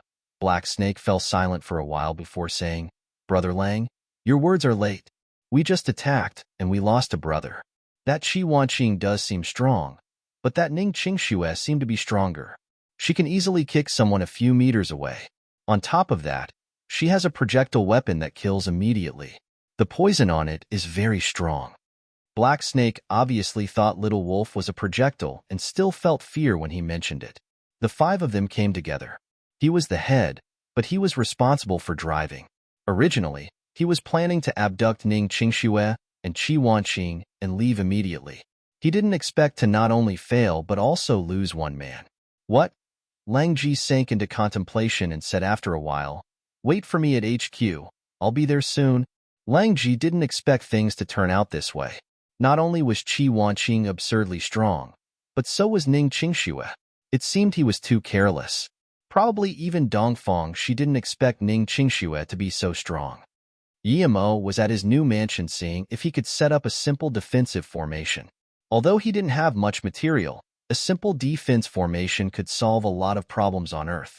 However, as soon as he came out, he saw a van parked outside the mansion on the road. There was only 30 or so meters between them. Yimo scanned with his spirit sense and heard the name Ning Qingxue. Not only so, he also heard Chi Wanqing's name. Moreover, Yimo also found that there was a dead man. Just looking at the wound, he knew it was bitten by Little Wolf. Combined with the phone call, Yimo worked out the story behind it. These few people went to capture Ning Qingxue and Chi Wanqing. Although he didn't know why they were doing so, but Yimo immediately had killing intent. He could even guess it was related to him. At this moment, the van started driving again, and Yimo followed it without thinking. If Lang Ji knew that he was noticed by Yimo because of his call, and the van coincidentally parked outside of Yimo's residence, he would be full of regret. Even he only knew that Yimo relocated, but didn't know to where. However, Lang Ji believed that as long as Yimo was still in Luotsang, he would be able to find out. The van twisted and turned. Yimo followed for a whole hour before the van drove into a rural district manor. Yimo scanned with his spirit sense. There was only 1 person in the manor, but this person already knew things went wrong. As soon as the van drove in, the man went to help carry the dead man. A djinn closed the door. After Black Snake got off, he ordered while he walked inside the manor. "No need. I already helped you close the door." A sudden voice interrupted him. Black Snake turned around and immediately saw a normal-looking youth at the doorway. The manor was indeed closed. "Who are you?" As soon as Black Snake said these words, he pulled out a sword. So did they people behind him and quietly surrounded Yimo. He didn't know if they had guns, but Yimo didn't see any of them take one out. "I'm Yimo. I think you should know something about me." Yimo wasn't sure who these people were sent by, but since they wanted to capture Ning Qingxue, perhaps they were from the Song family. "You are Yimo." Black Snake heard the man at the door say he was Yimo, and immediately, his heart skipped a bit. He wasn't a normal gang member and had some status in Nanxing. Many people in Nanxing didn't know Yimo, but it didn't mean he didn't know. He even knew that they were kidnapping Ning Qingxue due to this Yimo. He didn't believe he would be a match for Yimo. He had heard that of the 20 people who attacked Yimo in the desert, no one was left alive. At that time, The people there even had guns, but they were all still killed by Yemo. He even heard Lang Ji say that ever since Yemo came back from the desert, he seemed to have gotten stronger. Now, Yemo was standing in front of his eyes and he didn't know what to do. Although Yemo was bare-handed and he had 5 men with swords, he still felt he was naked under Yemo's glare. It was obvious that the other 5 also heard about Yemo and stopped in their steps. 3 of them didn't even think and tried to call, but before they even unlocked their phone, the 3 were nailed to the ground. Metal nails again? Black Snake and the remaining 2 looked at the foreheads of the 3 that went down. Red seeped from there, and immediately, they felt cold. Yemo was decisive in killing. He knew these people were either from the Song family or Nanqing. Regardless of who, he would still kill them. You guys came for me? Or should I say came to look for trouble with me? Yemo plainly said. I, Black Snake, who had been part of many gang clashes, slashed countless people and even been slashed, felt he was shaking after speaking just one word. He was scared. Someone who had never known fear was feeling horror. Yemo wasn't a human. He was a demon. If it was someone stronger than him, he could still charge up and slash him. Even if he was killed in the end, he would feel his death was hot-blooded. But faced against Yemo, he actually didn't have any courage to charge up. Yemo didn't even need a sword to fight him. He only needed 1 metal nail and Black Snake would fall to the ground like the other 3 without any resistance. Just 1 metal nail. No matter how hot-blooded he was, he couldn't change this fact. Sankai and Ajin's face was worse. They have heard of Yemo and knew he was tough, even going as far as killing their big boss's only son yet still able to freely roam. Even their big boss didn't have a direct way of dealing with him and needed to abduct his woman to threaten him. From this, it could be seen that this person wasn't someone they could handle. Aren't you going to invite me in for a seat? Yemo smiled and said. Yes, please, Black Snake dryly said. For the first time, he felt so worried speaking to someone. For the first time, he felt the word please was so hard to say. Even to Lang brother, he would talk casually and not be so reverent. I won't be polite then. Then, he threw a few fur balls casually and the 4 bodies on the ground turned to ash. The stories were true. Sankai and Black Snake looked at the ashes on the ground in shock. They couldn't say anything. In the gang, he heard that Yemo could fly in the sky and travel under earth, could shapeshift and even spit out the Samaya True Fire. Although he didn't spit it out just now, but the fire could still incinerate human body. If that wasn't Samaya True Fire, what was? Arg. A Jin couldn't take it, but he just spoke 1 word and was turned into nothingness by Yemo's fireball. Black Snake and Sankai didn't dare to talk even more. Now, Yemo was the embodiment of the devil for them. They've been in gang business for a long time, spilling blood and seeing bodies, but now, Yemo killed with just a few drops of red. Before the blood even gushed out, the person would be turned to ash. Yemo walked into the room and sat down. Looking at the shaking Black Snake and Sankai, he said calmly, Isn't gang life all about killing and licking blood? Why are you like this after I just killed a few? Black Snake gradually calmed down. Although his body was calm, but he was still very frightened in his heart, but was much better than before. Hearing Yemo's words, he couldn't help to think, killing and licking blood. There must be blood to lick. By the looks of it now, they were worse than meat on the chopping block. The good thing was Yemo didn't continue this topic and just asked, Are you from the Song family or Nanqing? Speak.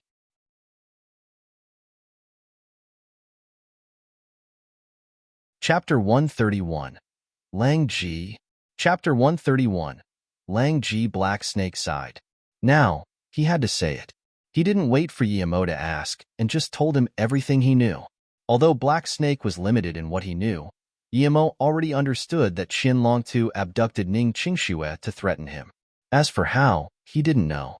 Qin Longtu. Nanqing again. Yemo was more furious. He was planning to let them live a few days more, but he actually didn't want to live.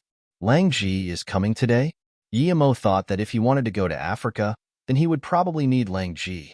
Before Black Snake replied, Yemo detected Lang Ji with his spirit sense. He just brought a driver. Yemo waved his hand and stopped Black Snake from talking anymore. The door was half closed, and when Lang Ji got off, he walked straight into the room. He thought that Black Snake and the others should be waiting for him in the room. Perhaps he was occupied, so he didn't think about why Black Snake didn't come out to greet him. When Lang Ji entered the room, he was shocked because the person sitting there was no other than the person he didn't want to see the most. He really couldn't understand how Yemo was here, but he immediately realized that their plan was exposed. The driver who came in with Lang Ji obviously didn't know Yemo, but looking at the scene, he seemed to understand what was going on. Lang Ji, I've been waiting for you. Seeing Lang Ji's shocked face, Yemo blandly said. Lang Ji reacted and said, How are you here? Yemo scanned him and said, You don't have the right to ask questions here. Who do you think you are? How dare you be impolite to Brother Lang? Although the driver guessed Yemo's identity, but Yemo dared to be rude to Lang Ji, so he immediately shouted, Who am I? Yemo raised his hand and a metal nail had pierced the driver's throat, killing due to one sentence. Yemo was indeed too cocky. Lang Ji's heart burned with fury, but he knew he was no match for Yemo, so he could only suppress it. He understood that in Yemo's eyes, he was no different to his little goons. Black Snake and Sankai just kept their heads low. They already knew Yemo was merciless. He never even spoke of why he killed, but he just killed if it displeased him. It was as though in his eyes, life wasn't life. Yemo was more suited to live the gang life than him. Why are you abducting Ning Qingxue and Qi Wanqing? Tell me, and I can consider letting you go. Yemo's tone was plain, but his fury was no less than Lang Ji's. He already told Lang Ji to go warn Qianlong too, but they still dared to attack him. However, they just changed the target to people close to him. Qianlong too had already been listed by Yemo as someone who wasn't allowed to live a day longer. Keep dreaming, even if I die. I won't betray Chairman, Lang Ji hatefully said. Hearing Lang Ji's words, Yemo was happy instead of angry. Lang Ji didn't say he didn't know, just that he wouldn't say.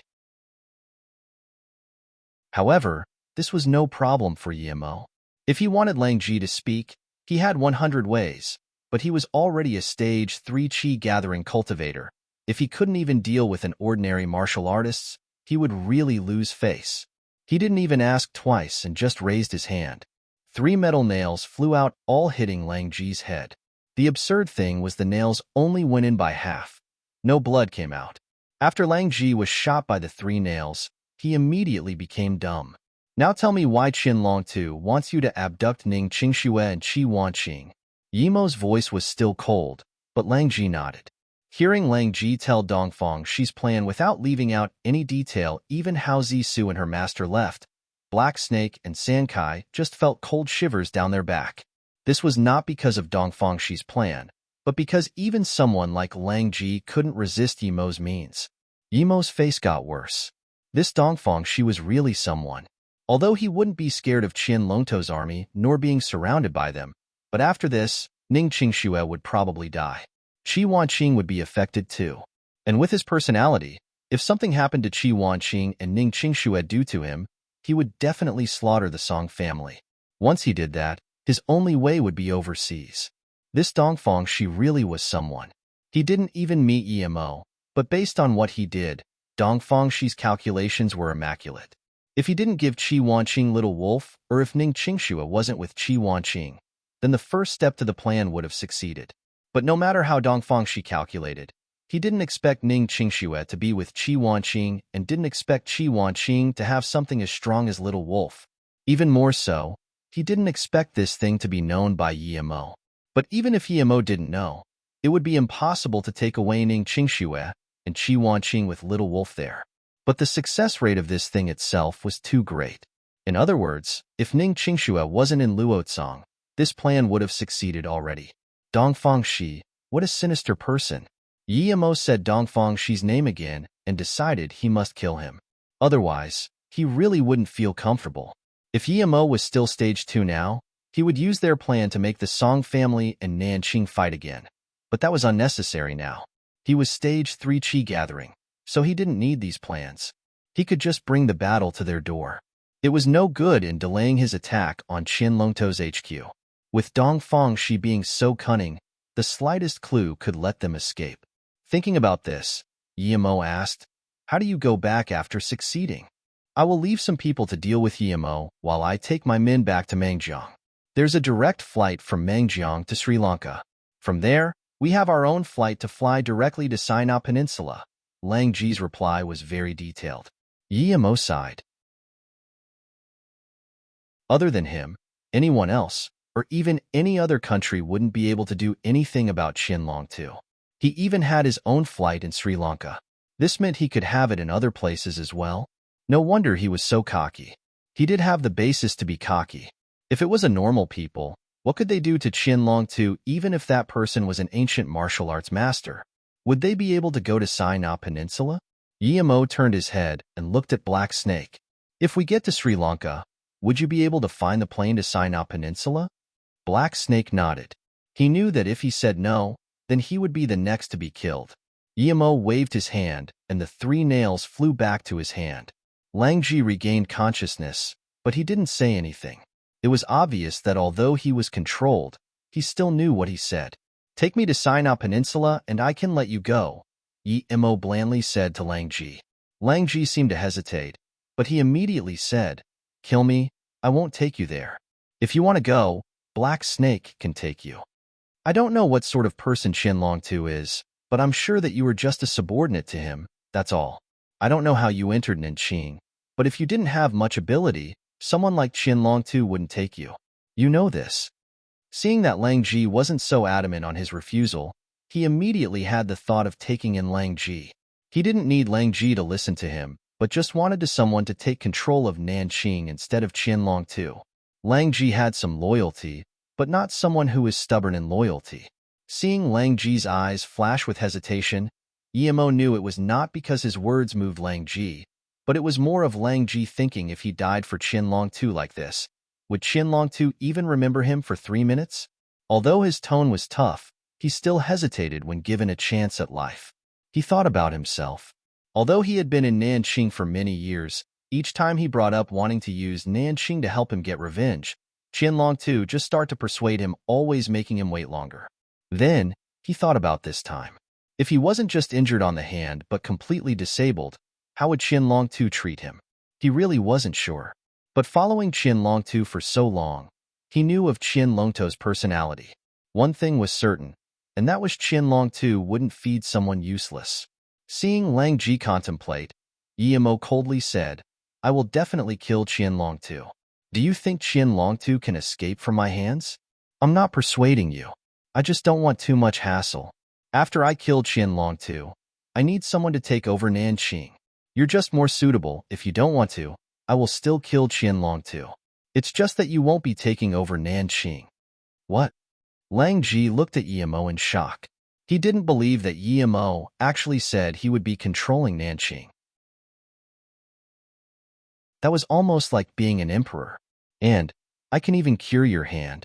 Other people can't do anything about it, but that doesn't mean I can't, Yemo said once again. He didn't know Qianlong Tu's character and didn't have a good way to persuade Lang Ji. If Lang Ji still rejected, then he wouldn't waste time and just kill him straight away. Okay, I agree. However, I have one condition. Lang Ji suddenly raised his head and said,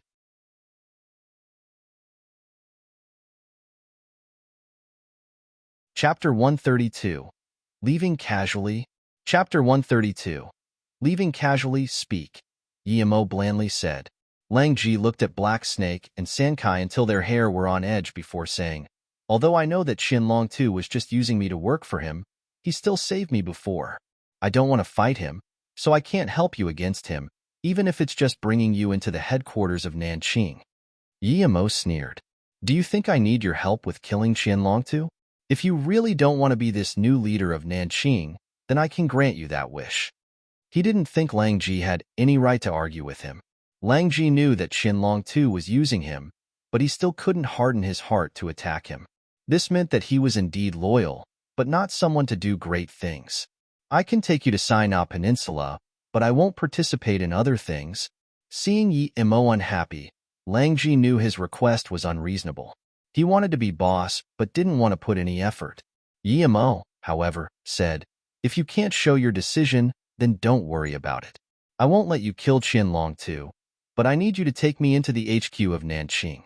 Once I see Qianlong too, it's not that I can't go in, but I need your pledge of allegiance. You must do it. If you are still fearful, then I have no use for you." Although he was saying things like that, Yimo also knew it was hard to find someone to replace Qianlong too. At the very least, this person needed to have certain power and status in Nanqing. Otherwise, even if he found someone else, once he left Nanqing, then that person would die soon after. After hesitating for a while more, Lang Jai finally made his decision. "Okay, but I won't attack." Yimo smiled. He knew Lang Ji would agree. Although this sort of person was loyal, he didn't take Qianlongto's life to be more important than his own. Seeing Lang Ji agree, Black Snake shivered. Next, Yimo would perhaps kill him. With Lang Ji showing the way, Yimo had no need of him. Thinking about this, Black Snake quickly bowed to Yimo and said, "Brother Yi, Sankai and I wish to be under the leadership of Brother Lang. Please grant our wish, Brother Yi, and let us go." Hearing Black Snake's words, Sankai also hurried forward and bowed. Yimo thought this Black Snake was quite intelligent. He didn't beg for his life, but instead said he wished to work for Lang Ji. It could be seen that he was very clear on the situation. He begged for survival and said he would work for Lang Ji because Lang Ji is the successor to Nanqing appointed by Yimo. They would only have a good life ahead if they worked for him. Yimo thought it would be so much better if Black Snake could be the new boss for Nanqing, but he didn't have a way to get him up there. After all, Black Snake's level was too low in Nanqing. Lang Ji felt it was weird that Black Snake and Sankai were pledging allegiance to him in front of Yimo, but he understood that they were trying to stay alive. Sina Peninsula.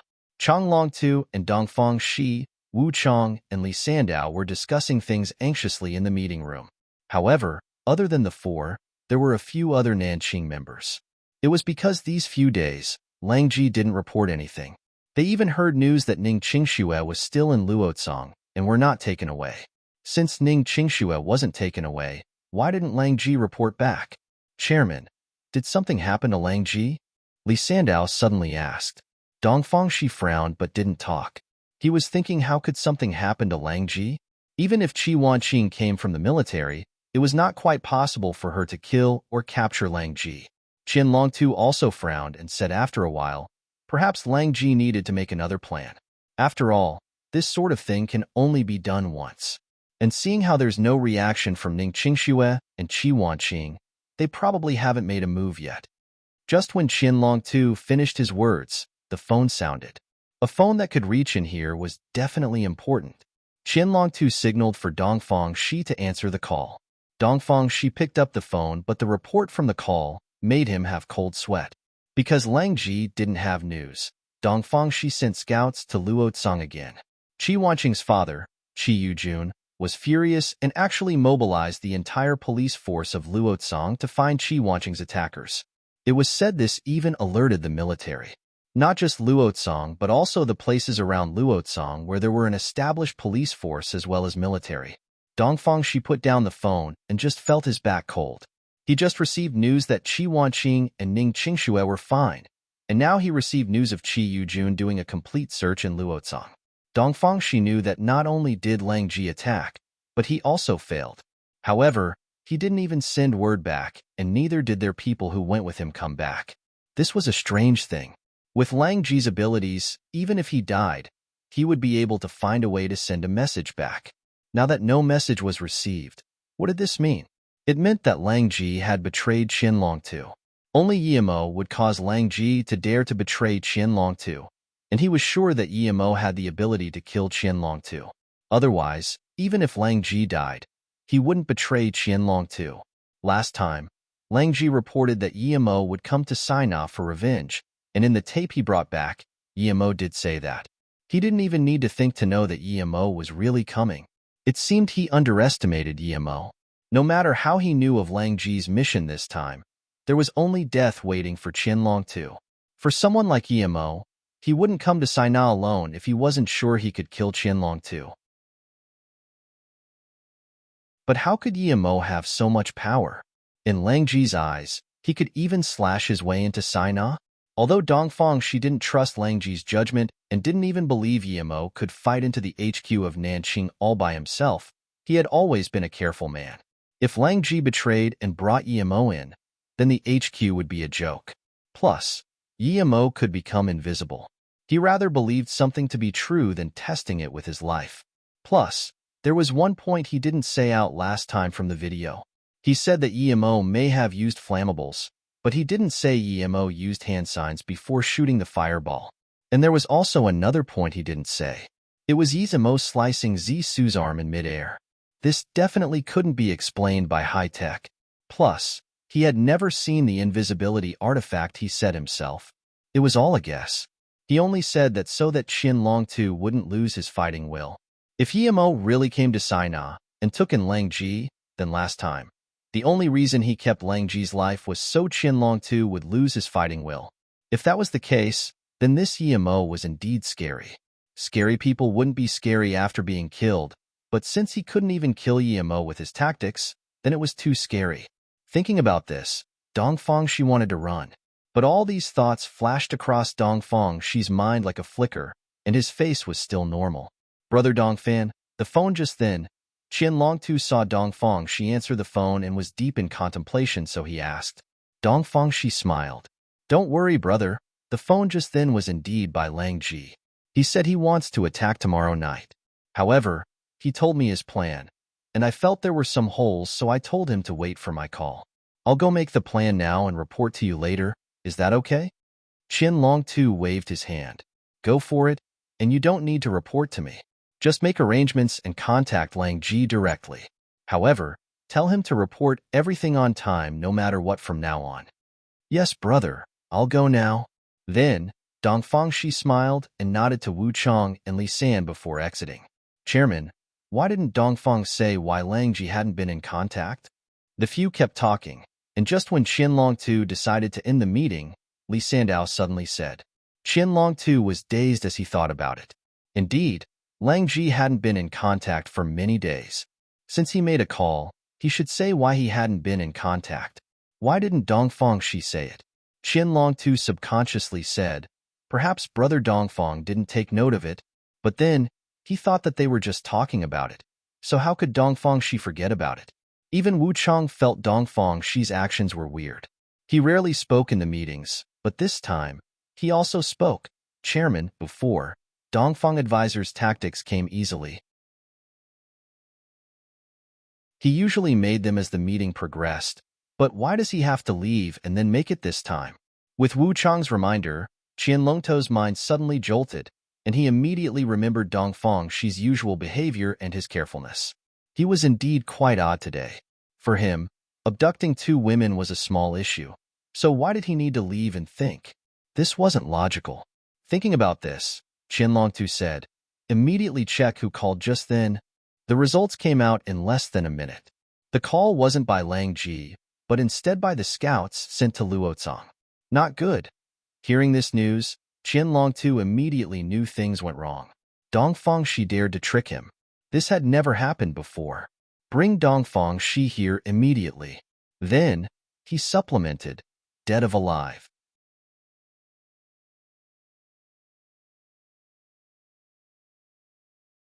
Soon, a soldier rushed in and reported, report, a few minutes again.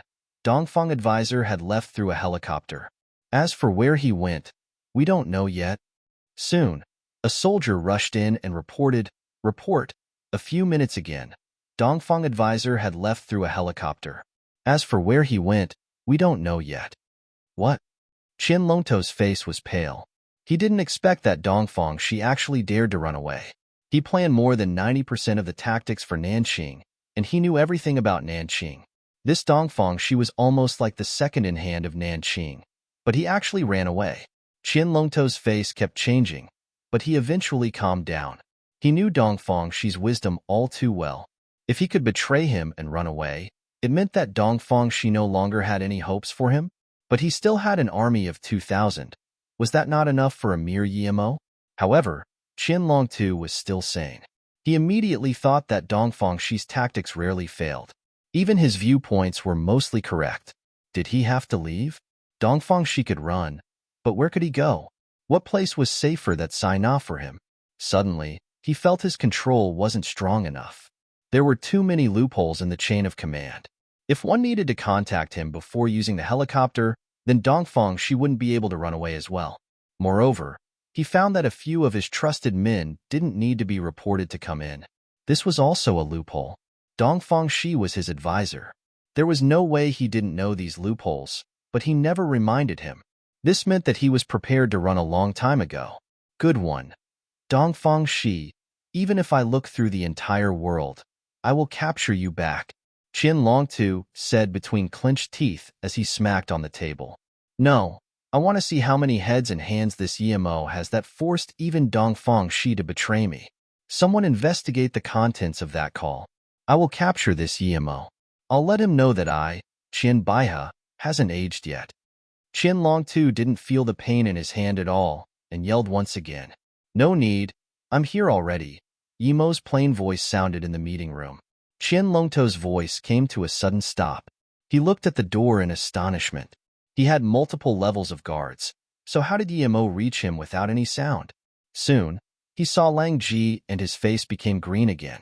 Lang Ji, you heartless animal, you dare to betray me too. I will kill you. Qian Longtu was going to reach for his gun, but in his astonishment, he found that his wrists could no longer move. A bloody red color was spreading across it, yet he didn't even feel pain. Metal nail? The metal nail of the legends? Lang Ji didn't say anything. Qian Longtu saw his wrist was shot by a metal nail and his heart went cold. He knew he was gone today, but he didn't think EMO would be this strong. He could come in front of him without him noticing at all. This was too absurd. Even with Lang Ji's help, Lang Ji couldn't bring a stranger into his territory. Was his invisibility real?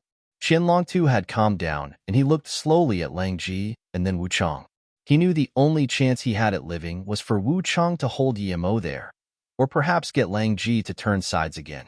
A teen in his 20s, however, came running in and didn't even care about Qian Longtu because he was Lang Ji's close man, someone who Lang Ji brought into Nanqing after he joined. He gave a letter to Lang Ji, saying, before advisor Dongfang left, he told me to give this to you, saying it can save your life. Lang Ji immediately opened the letter, and there was just one line of words.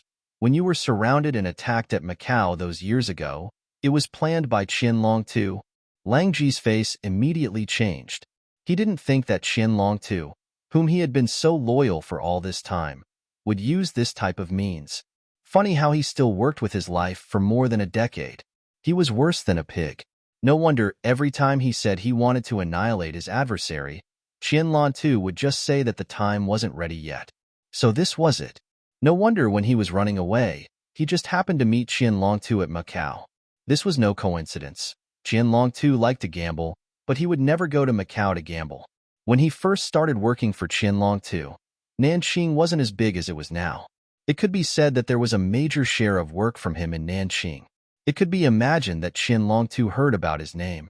Although Lang Ji offended someone strong and ran to Macau, he still used means to get Lang Ji to work for him. Lang Ji couldn't think why Qian Longtu's advisor would give him this hint, and he didn't have the time to think. He just scrunched up the paper and threw it at Qian Longtu. Qian Baihe, no wonder you're always delaying my revenge. It was done by yourself. F***CK. And I still say that I am indebted to you. I'm going to kill you myself today. Yimo didn't look at the letter, but he could see from Lang Ji's infuriated expression that Qian Longtu seemed to have tricked him. He was thinking if he should kill Lang Ji after he was finished with his things, but now, it seemed that it was no hurry. Perhaps there was more use for Lang Ji. Seeing Lang Ji charge towards Qian Longtu, Li Sandao immediately stopped Lang Ji. Lang Ji, you're injured now. You're no match for me. I don't want to attack my brother. Brother. F***CK off. Qian Longtu stabbed me in the back in order to get me to work for him, and I really thought he coincidentally saved me. Li San, are you also tricked by this bastard like me? Lang Ji was furious. Li Sandao shook his head, however. The chairman did indeed save my life. I won't let you attack. Li Sandao was very clear how Qian Longtu was like to him. When he was begging on the streets, if Qian Longtu didn't take him away, he would have starved to death. He swore he would serve the chairman his entire life. However, his character was a bit clumsy, and there were many things he couldn't do. Although he was Qian Longto's most trusted man, he could only help lead Qian Longto's army. However, he didn't need to have the wisdom of Dongfang Shi to lead a hired army. Yi Mo watched as Lang Ji and Li Sandao started fighting. They were actually evenly matched. It seemed that this Li Sandao was not bad. Wu Chang's eyes turned. He wouldn't be loyal to Qian Long too, but he still needed to test Yi Mo. Although he felt he was no match for Xian Daoist, but he felt he wasn't far off. After all, he was only 30 or so. Meanwhile, this Yi Mo seemed younger than him. He didn't believe everyone had the same fortune as him. When he was 10, he met a master at Miaojiang. He had been practicing martial arts for 26 years now and was working very hard. He wouldn't be distracted due to other things. He loved women, but for martial arts, he could even refrain from sleeping with one for 3 years. He didn't believe that Yi Mo, a mere 20 years old, could be a match for him. I'm Wu Chang. Although I know you have some powerful weapons or artifacts, but I still want to try if you're really as strong as they say. Wu Chang smiled faintly and said. But before he finished, his leg had kicked out. All of Wu Chang's power was on his legs, but his killing move wasn't on his leg. No one knew his killing move because those who knew were already dead. Although he just fought with Xian Daoist for a few rounds, it was just a test battle, so he never used his killing move. The wind brought by his legs had a rhythm. Other than Yi Mo, no one could even feel it. But as soon as Wu Chang attacked, Yi Mo knew he was much stronger than Lang Ji. For someone like Wu Chang, his invisibility was useless because he was only stage 3 qi gathering. If he went invisible and used his qi, then Wu Chang would feel it. However, invisibility without any qi and killing intent had no attacking effect. Moreover, Yi Mo wanted to test how strong the masters here were, so he also kicked out. Seeing Yi Mo actually kick to his leg, Wu Chang surged with excitement. Even when Xiao Daoist was fighting him, he didn't dare to use his leg to clash with his. This Yi Mo was so naive. He would certainly break his leg. Bang, bang, bang. After a few clashing sounds, Yi Mo just felt his leg bones were a bit painful, but he stood where he was without moving. This was the first time he saw a normal martial artist train his leg to such a degree. Wu Chang took a few steps back. Although his legs didn't break, but that bone-wrenching pain almost made him yell out. He looked at Yi Mo in shock. It was just a quick clash, but he already kicked more than 20 times. However, Yi Mo didn't even move and just used his legs to kick him away. He never would have thought that his legs would be kicked to pain by someone else. He already spent more than 20 years training his leg. Even if Yi Mo was training in his mother's womb, he couldn't train his leg to be stronger than his. As Yi Mo mobilized his qi, the pain disappeared. Wu Chang's leg was this strong. This was greatly out of Yi Mo's expectation, but Yi Mo didn't want to waste time. He flung out a metal nail casually. Clink. Almost at the same time Yi Mo shot out the nail, a white light flashed at Wu Chang's sleeve, and the nail was blocked. However, Wu Chang stumbled back a few steps and spat out blood. Yi Mo was shocked. It was the first time his metal nails were blocked.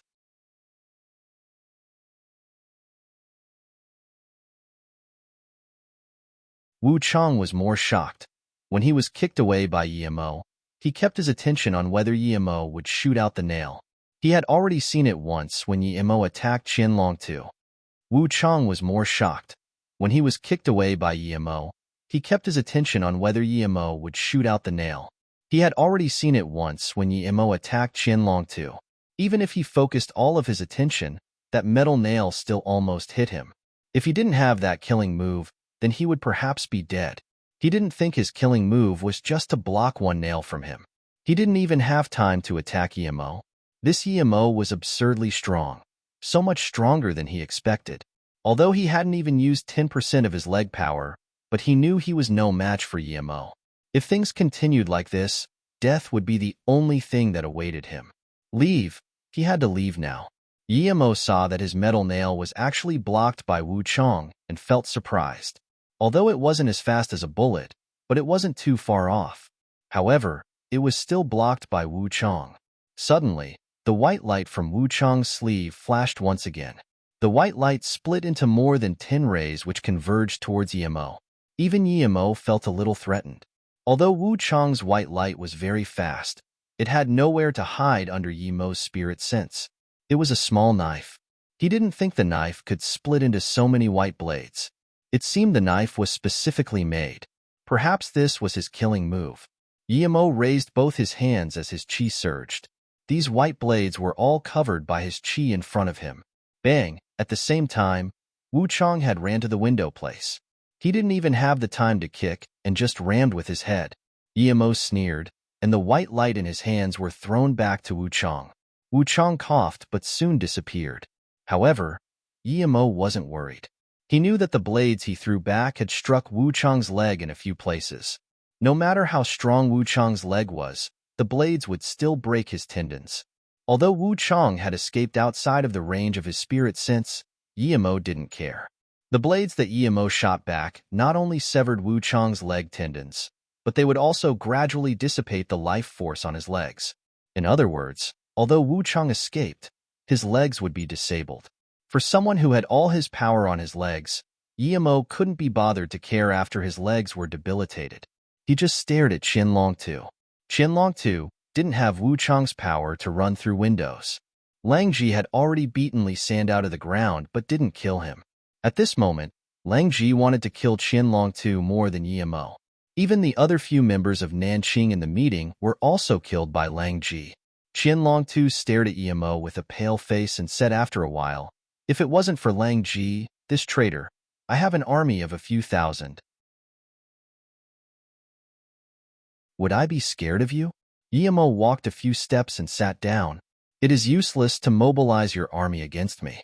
That would just cause more death. Did you think you could trap me in the sea? You overestimate yourself. To me, your army is no different to a few chickens and dogs. I originally planned for you to live a few days extra, but I didn't expect you to seek death. You dare to look for trouble with me again." Then Yimo shook his head. Lang Ji stared at Qianlong Tu with hatred. If Yimo wasn't here, he would have already charged on him already. But for Yimo, he had a deep fear. He knew no matter who he was, Yimo could kill him as easy as killing an ant. Qianlong Tu gasped and suddenly felt like he had met the end of his road. Perhaps he looked glorious, but the person who really did what he wanted in Nanqing was Dongfang Shi. He did many things after listening to Dongfang Shi's words. If it wasn't for his plans, then perhaps he really would have been scared by the news Lang Ji brought back. Or perhaps even if Dongfang Shi persuaded him to run, he wouldn't believe his words. Qianlong Tu had regretted challenging Yimo, but everything was too late now. At this moment, he wanted to kill Dongfang Shi more than Yimo, but he knew Yimo wouldn't let him go. "If you let me go, I'm willing to satisfy you with all my wealth. I was blinded and dared to challenge you. I just want to kill Dongfang Shi who betrayed me and left." If there was a regretting medicine, Qianlong Tu would rather be a turtle than act against Yimo. He never expected the world to have someone as horrifying as Yimo. Even people from the ancient martial arts wouldn't be so arrogant when facing his army. Xian Taoist was pretty strong and perhaps even on par with Yimo, but he didn't dare to do anything to him. Although he couldn't do anything to Xian Taoist either, he still had the power to fend him off. But facing Yimo, he realized perhaps even Xian Taoist was no match for him unless Xian Taoist could break through. Hearing Qianlong Tu's words, Yimo's heart moved. He wasn't going to let Qianlong Tu go, but he thought of something else. This Nanqing had great power and wealth. If he could use it to help him find spirit grass, that would be great. Moreover, the people he could use right now was only Lang Ji. Thinking about this, he looked at Lang Ji and said, "Do what you need to do. After that, I need to have a talk with you." Lang Ji had been waiting for a long time. Now that Yimo made the call, he didn't hesitate at all and kicked. Qianlong Tu would have never thought that he would die under the foot of his trusted man, Lang Ji. Before he died, even the person he thought he could trust the most, Dongfang Shi, betrayed him. Seeing Lang Ji kill Qianlong Tu, Yimo looked at Li Sandao. He didn't ask Lang Ji how to deal with him. Although Lang Ji was accepted by Yimo, and he was also one of the powerhouses of Nanqing, it wouldn't be so easy for him to stabilize his rule. In Yimo's opinion, Lang Ji shouldn't have killed these few old men in the meeting.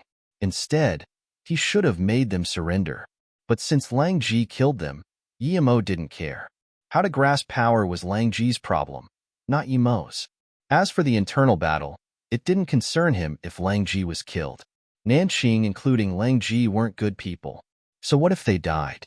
The more they fought, the more died, the better.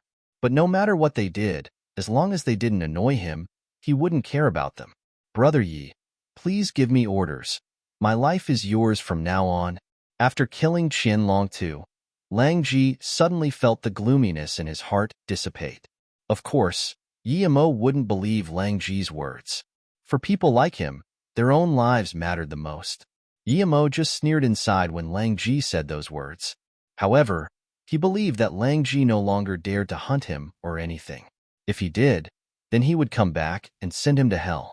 After you are done dealing with these things, I have some things I need you to do, but I haven't cleared them out yet. I'm going to Beijing immediately. When I come back, we'll go to that house and tell you the things I need you to do. If you can do it well, I don't mind curing your hands. If I'm unsatisfied, then don't expect me to treat you, Yimo blandly said. He wouldn't help Lang Ji up his power and treat his hands for no reason. Even if he were to treat his hand, that would depend on how much help Lang Ji is to him. Lang Ji could only nod to agree. Okay, you need to organize Nanqing now. I won't manage it. Do what you like. I'm going. Afterwards, Yimo turned and left. As for whether Lang Ji could really control Nanqing, that was his business. Of course, Lang Ji knew Yimo was testing his ability. If he really couldn't take control of Nanqing, then to Yimo, he would have no value. Although he knew Yimo's idea, Lang Ji didn't dare to disagree. He quickly told Black Snake to send Yimo to the airport. Of course, Qi Yujun didn't get any result in the investigation at Luotsang. Not only did Nanqing's men disappear, even Metal River's men seemed to know something was happening at Luotsang and left. But unexpectedly, Ning Qingxue, who was originally planning to leave, stayed. Although Qi Wanqing didn't know for what reason, she didn't want Ning Qingxue to leave. If she was by herself, she could only go back to the military. This life was too much of a torture for her. Qingxue, who do you think is trying to capture us too? Qi Wanqing believed it could be related to Yimo, but she wasn't too sure. Ning Qingxue thought and said with certainty, it should be due to Yimo because both of us are related to him. These people probably want to capture us to threaten him. So you don't want to leave Luotsang because you're afraid you would be captured by these people and be used to threaten Brother Yi? Qi Wanqing wasn't stupid. Seeing Ning Qingxue say with such certainty their abduction was related to Yimo, she could think of why Ning Qingxue wanted to stay. Ning Qingxue nodded. I owe him too much, and I've been dragging him down. Even the Song family's hunt on him was due to me, and he almost lost his life. If I'm captured by his enemies again, he would definitely be affected. When I go back to Yu State, I would be living with my mother. It won't be as safe as with you. At least there's little Wolf's protection here. I can't burden him anymore. Past mistakes are in the past, but if I'm still going to make mistakes, then even I wouldn't be able to forgive myself. Ning Qingxue's tone seemed distant. Seeing Qi Wanqing look at her in surprise, Ning Qingxue continued, he's a man with great abilities. I just didn't know before. I'm thinking if those people are targeting him due to this, but regardless, if he had no worries, it would be better. Ning Qingxue thought about Yimo's pills and the protection beads he made as well as those runic charms. For the first time, she felt she was far from understanding Yimo.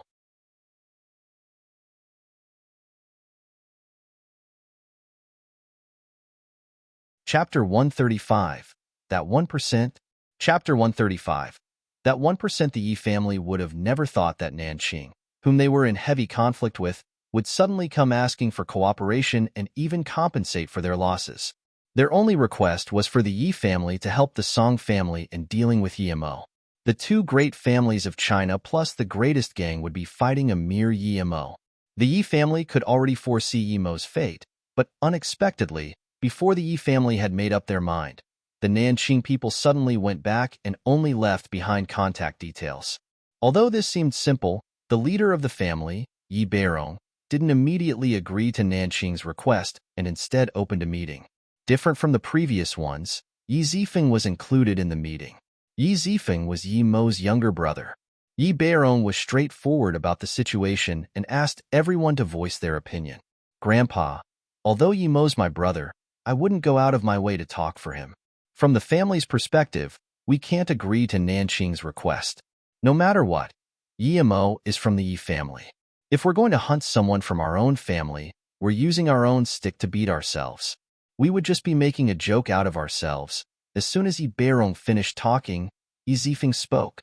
No one would have thought the first one to talk would be Yi Zifeng, not just because he was the youngest, but also because it was his first time participating in the family meeting. As soon as Yi Zifeng finished, Yi Huang stood up and said, Zifeng, that's wrong.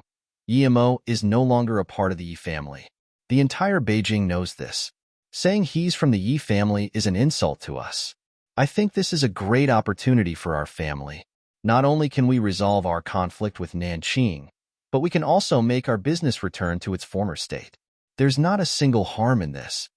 Yi Zifeng immediately said, What do you mean? Yi Huang. Even if Yi Mo isn't the biological son of my father, he's still been living in the family for so many years. So what if I call him brother? Is my brother not a part of the Yi family? You actually agreed to help Nanqing attack Yi Mo. Do you have no shame? You? Yi Huang immediately stood up and was about to argue, but Yi Beiguang coughed on the side, and Yi Huang realized this was a family meeting and quickly sat down. However, the fury in his eyes grew. Yi Beirong didn't seem to see the fight between the two younger generations and slowly looked at the others and asked, What do you guys think? Yi Long said, I think Yi Huang is right. Yi Mo is indeed no longer a part of the Yi family. It's hard for Nanqing to release such a signal of peace. Moreover, they are even willing to compensate us. I think we should accept it. After all, our fight with the Song family is clear, so we should join forces with Nanqing and trap Yi Mo even if it's just for show. I agree, Yi Wenjin said. I also agree, Yi Wenqi said. Agree. No one didn't agree except for Yi Zifeng and Yi Beirong, who hadn't said his opinion. Besides Yi Beirong sat an old man who also didn't say anything. Other than them, everyone else agreed with Yi Long's words. Yi Zifeng's face was pale. However, Yi Huang looked at him in satisfaction. Yi Zifeng didn't say anything. He understood that if there was anyone in the Yi family who was willing to help Yi Mo, it would only be him. Even his sister, Yi Ling, looked down on Yi Mo and hoped Yi Mo would get kicked out. However, his power was limited. When Yi Mo was studying at Ninghai, he could only send some of his pocket money to Wang Ying for Yi Mo to use. At this moment, Yi Zifeng just wanted to notify Yi Mo quickly to tell him not to come to Beijing. He was really worried, but he suddenly thought of something. His grandpa knew that only he thought Yi Mo was still part of the family. Why did he still let him participate in this family meeting? Thinking about this, Yi Zifeng shook with excitement. Did his grandpa think the same way? Yi Zifeng never thought Yi Mo wasn't his brother. As for blood testing that Yi Mo wasn't of the same father as him, Yi Zifeng didn't believe that at all. He knew that his big uncle hoped to kick them both out of the family. However, Grandpa liked his father and him better. They couldn't kick him out, so they made up drama on Yi Mo. Although Yi Mo wasn't so achieving and allowed them to find a reason to kick him out, Yi Zifeng was always careful and wouldn't let them get a hold of him. However, his sister, Yi Ling, was still immature and was getting more distant with him and Yi Mo, and was instead getting closer with the people on his great-uncle's side. What do you think, Brother Jing? Yi Beirong suddenly looked at that old man sitting on the side. Everyone in the family knew this Brother Jing wasn't of the Yi family. As for why he could appear in this meeting, no one knew. This old man smiled and said, Beirong, you're making things hard for me. I shouldn't intervene with your family issues. After all, I'm not surnamed Yi. However, Yi Beirong actually nodded after hearing this and said, Okay, thank you for your hint, I understand. Everyone else looked at the leader in surprise, not knowing what he understood. That Brother Jing obviously said he didn't want to say anything.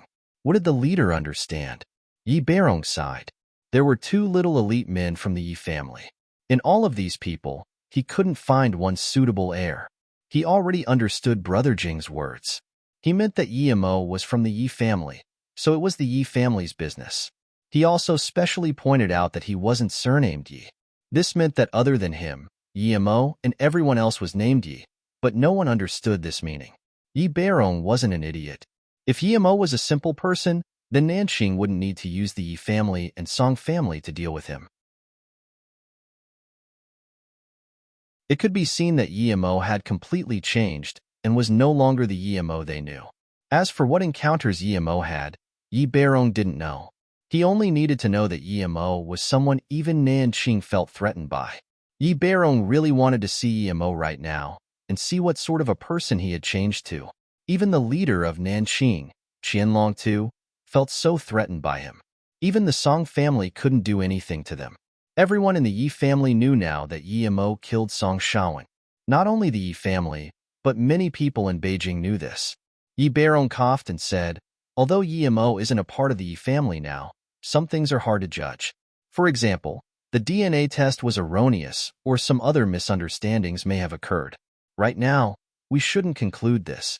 After all, Yimo also stayed in the Yi family.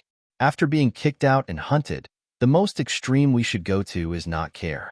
If we are to follow and hunt him too, then our Yi family would seem too shabby.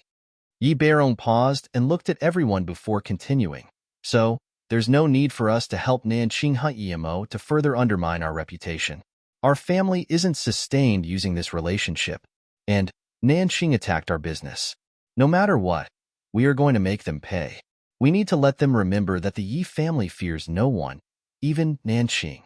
Yilong, immediately go investigate what Yimo had done recently and report to me. Hearing the leader's words, Yi Wenjin seemed hesitant. Speak if you have something to say. Yi Beirong saw Yi Wenjin's hesitation. Father, if we search for news of Yimo, aren't we telling Nanxing that Yimo is really important to us? In that case, aren't we exacerbating our problems with Nanxing? Yi Wenjin asked. Yi Beirong sneered. I really feel ashamed for all of you. Is our family supposed to fear a gang organization? If we can't even fend off Nanxing, then there's no point to our existence. Plus, even if Nanxing doesn't look for our trouble, are we to let them go? Although his voice was no longer young, his attitude was extremely firm. After all, Dongfang Shi wasn't a god. He was already sure that 99% of the people in the Yi family would agree to hunt Yimo, but he didn't calculate that 1%. Sometimes, not much people was needed to make the deciding call.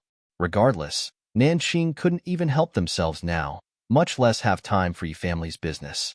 When Yimo returned to Luotsong and took his things, he took another $20,000 and addressed Lu Xiaozhu and Yu Eru on the online clinic before leaving for Beijing. Although he killed Qianlongtu this time and could take the money there, Yimo didn't.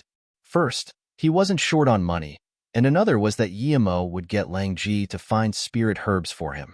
That would cost a lot, so he didn't take any money from Nanxing.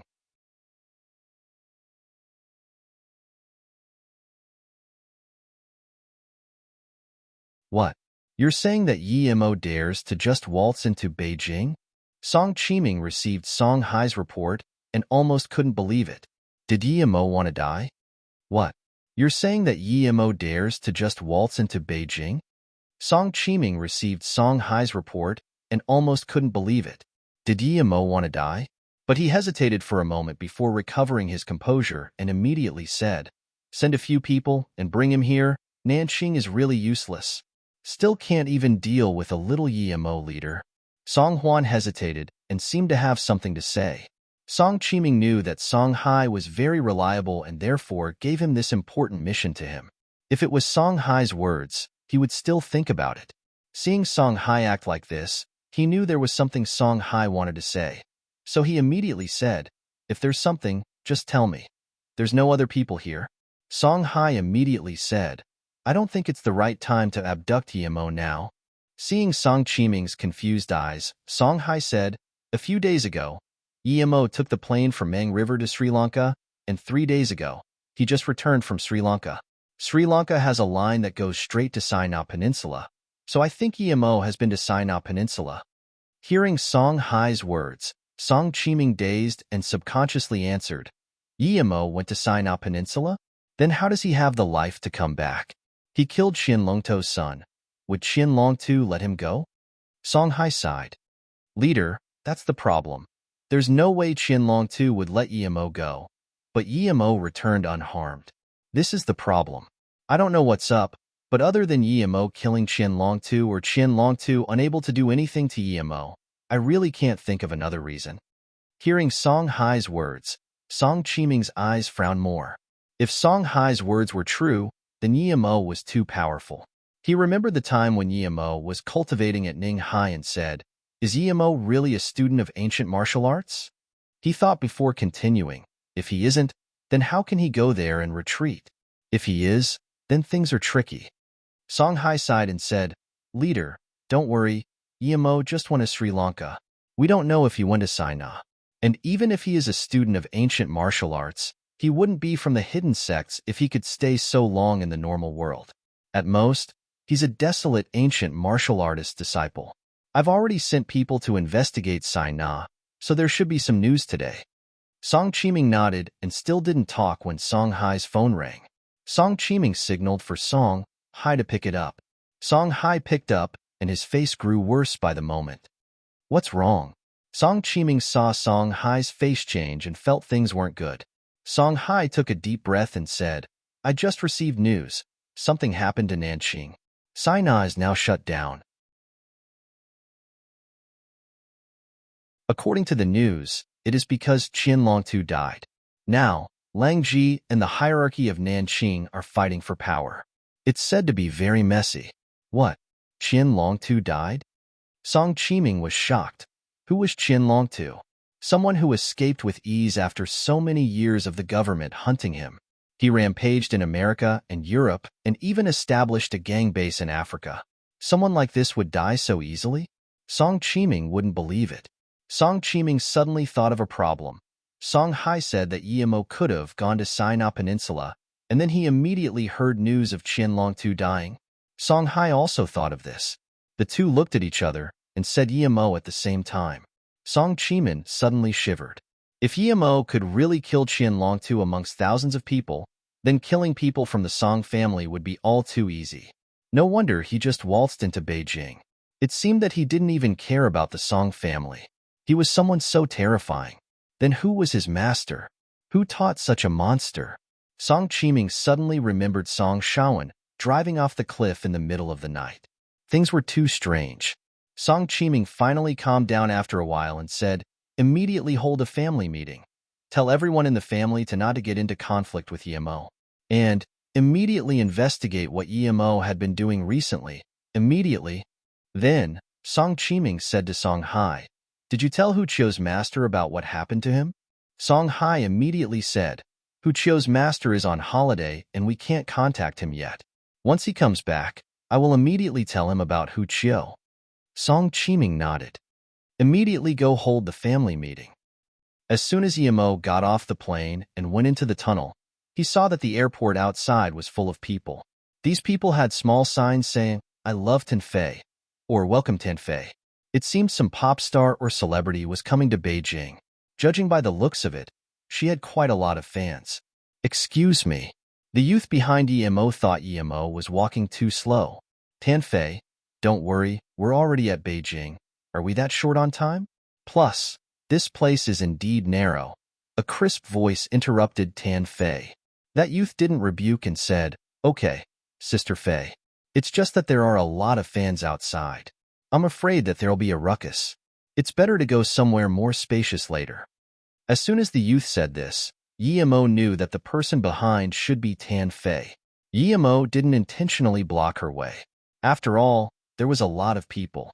Even if he moved aside, there would still be people blocking in front. However, as soon as they got out of the tunnel, Yimo moved to the side. This Tanfei had a few big luggage cases. It would be better to let her go first. After all, he was empty-handed. Seeing Yimo move to the side as soon as they got out of the tunnel, Tanfei politely said, "Thank you." Yimo shook his head. He didn't think that was necessary, but this tunnel was indeed narrow. There was a lot of people here today. It seemed that a lot of flights were coming at the same time, and the inspection ahead was slow. He wondered if something happened today. Even after moving aside, Tanfei and the youth only moved a bit further and stopped. "Thank you for before. This is my new album with my signature. My newest one. It's for you? Tan Fei's voice was very crisp, but she made a living out of it. Now because of the security ahead, they stopped for now, so Tan Fei took it out for Yimo. She saw Yimo dressed ordinarily and let her move ahead and believed him to be her fan. Plus, she felt that this person was very calm, so she gave her album as thanks. A lot of people looked at Yimo in admiration. They all knew Tan Fei, but they needed to keep their composure, so they didn't rush up for signature. However, none of them expected that Tan Fei would give one album to Yimo. Yimo looked at the album and waved his helplessly hand. Sorry, I don't have a place to put it, and I don't like listening to music. It would be a waste giving it to me. Although he rejected the gift, Tan Fei gave him a good impression. This woman was indeed pretty. She had thick, long eyebrows. Although she wasn't as good-looking as Ning Qingxue, her faint makeup did give her a unique taste. Hearing Yimo's words, Tan Fei awkwardly took her hands back. She didn't think that someone would reject an album she gave and would speak in front of her that he didn't like songs. That was unimaginable. Not only was Tan Fei shocked, but so was everyone around. Even if one didn't like songs, one should show some manners at least. Even if he would throw it away later, he should still take it. It was too impolite to reject a star like that. That youth who told Yimo to move glared at Yimo. Yimo smiled and didn't care. However, Tan Fei quickly returned her composure and apologetically said, I'm really sorry, I didn't know you didn't like songs. I thought you heard of my name. Then, she playfully said, it seems I'm not famous enough, huh? Then, she didn't pay more attention to Yimo. Yimo smiled and didn't reply. Hey friend, that was Tan Fei. Why didn't you take it? She signed it and gave it to you herself, yet you didn't want it. Don't tell me you haven't heard of Tan Fei? The youth behind Yimo saw Tan Fei turn around and immediately spoke to Yimo. Yimo speechlessly asked, why must I have heard of her? The youth was at a loss for words. Yeah, why did he have to know her? Tan Fei obviously heard Yimo's words as the corner of her mouth spasmed, but she eventually didn't say anything. She must have felt quite intrigued. She was the most famous star in China and Hong Kong, but someone said in her face that he didn't know her. If Yimo was a 60-years-old man, it would be fair enough. However, he was a youth in his 20s. She really felt weird, but luckily, the tunnel was unblocked now. She carried a small case and walked out with her assistant. Seeing the fans outside, she finally found some confidence back.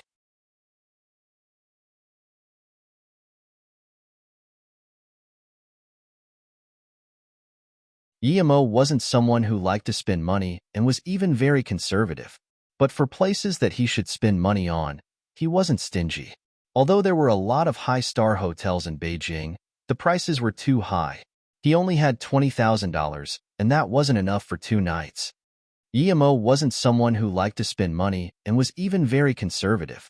But for places that he should spend money on, he wasn't stingy.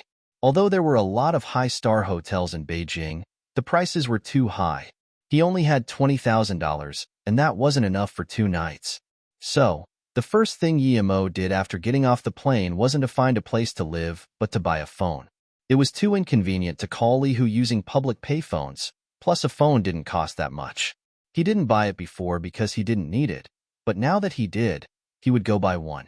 Yimo didn't have much requirements for a phone. As long as it could be used to call, he didn't mind if it had other functions.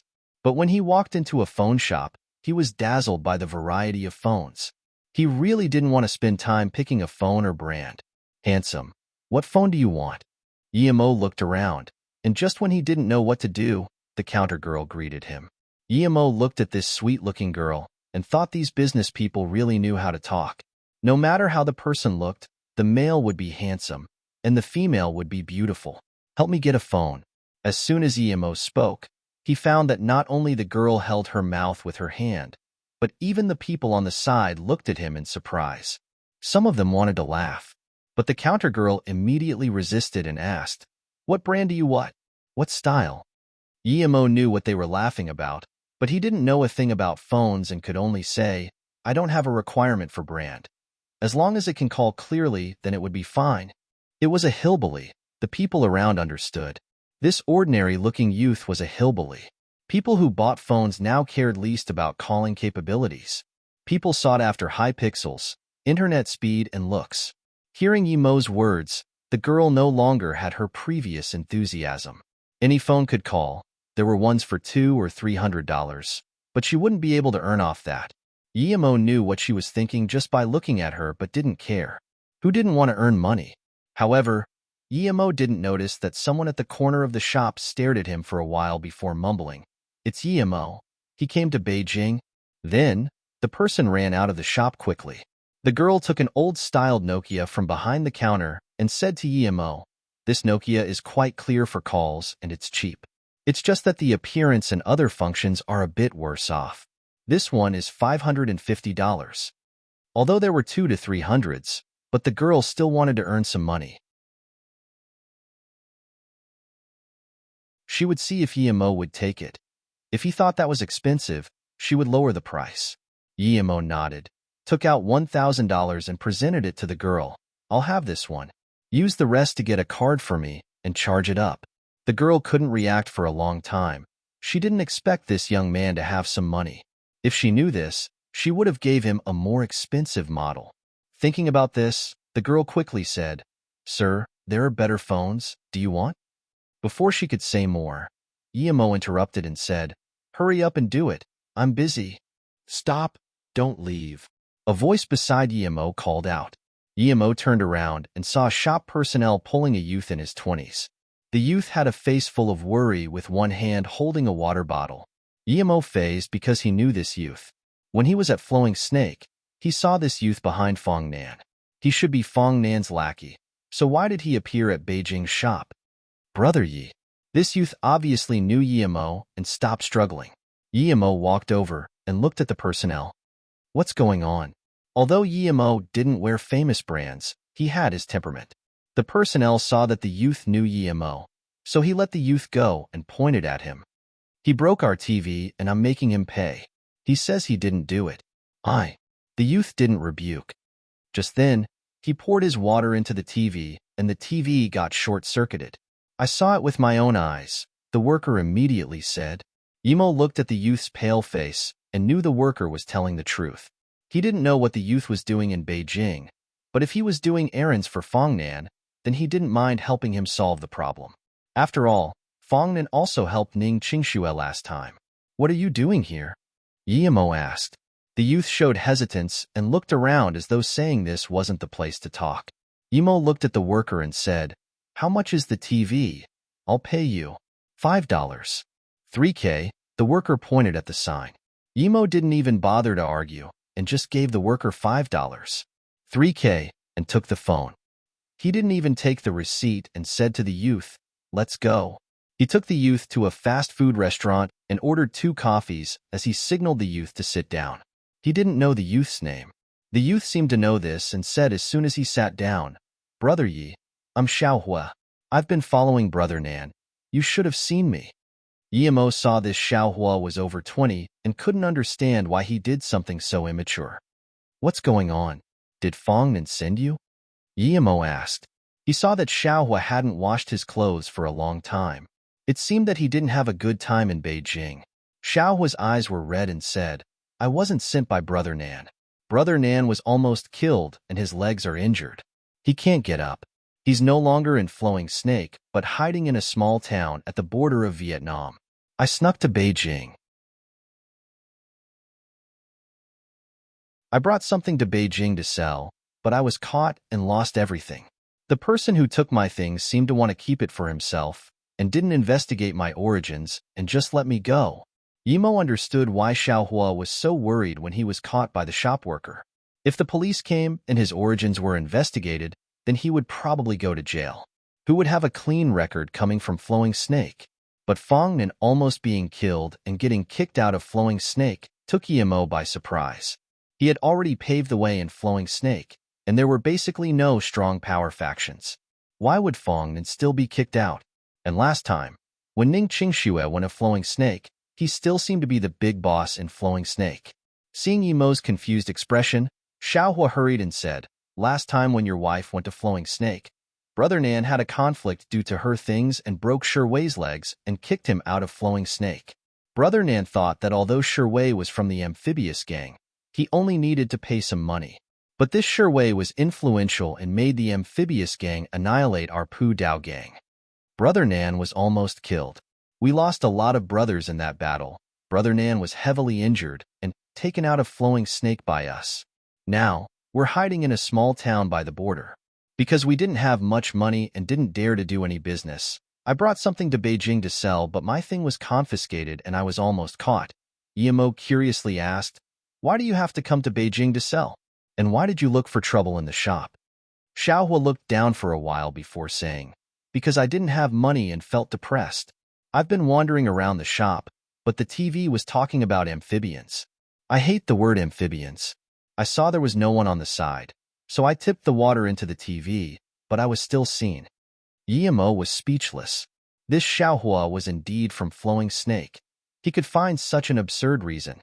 However, since Fongnan helped Ning Qingxue and was almost killed due to her, Yemo had to help him no matter what. He just didn't know where this amphibious gang popped out from. But since he wasn't even afraid of Nanqing, he wouldn't be afraid of this amphibious gang.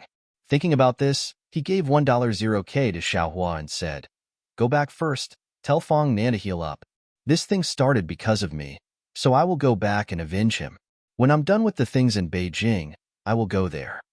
Xiaohua stood up in joy. If Yemo said he was going to help, then things would be all good. Although he wanted to reject the $10,000, but he really didn't have any money, so he could only take it. Yemo sent Xiaohua away and walked out of the shop and just realized the sky was dark. He only had a few $1,000s on him now, but he didn't mind because he was soon going to take back the $500,000 of debt.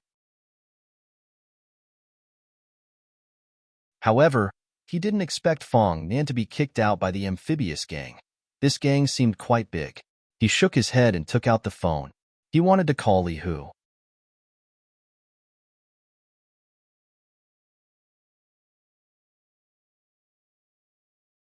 Li Hu's phone was off. Yemo didn't know if he came back from the desert or went on another mission. Yemo could only get out the phone and call Zhuaigua, but he couldn't reach through as well. Li Hu's phone was off. Yemo didn't know if he came back from the desert or went on another mission. Yemo could only get out the phone and call Zhuaigua, but he couldn't reach through as well. Luckily, Yemo knew where Zhuaigua lived and called a taxi to there. As soon as Yemo reached that small region, Zhuaigua's phone called back. When he heard it was Yemo calling, he was excited. However, he wasn't in Beijing now and took his son and wife to America. He promised Yemo that he would be able to come back tomorrow. Yemo hung up the phone in disappointment. It seemed that he should have called them before he came. Li Hu could just transfer the money, but how was he going to treat Zhuaigua's son if he didn't see him? Since Zhuaigua could only come back tomorrow, Yemo could only find a place to live first for the night. At the same time, Yemo wondered if he should go see Yi Zifeng. A few people looking like students walked over, and Yemo didn't notice them. He walked up to a vending machine and wanted to buy a bottle of water. He felt his pocket and realized he had no coins. This machine seemed to only take coins. Yemo could only shake his head and go to a nearby supermarket. But at this moment, an arm blocked Yemo's way. Yemo reacted and grabbed that wrist. But before he used much force, the owner of the wrist yelled out. The students surrounded him immediately.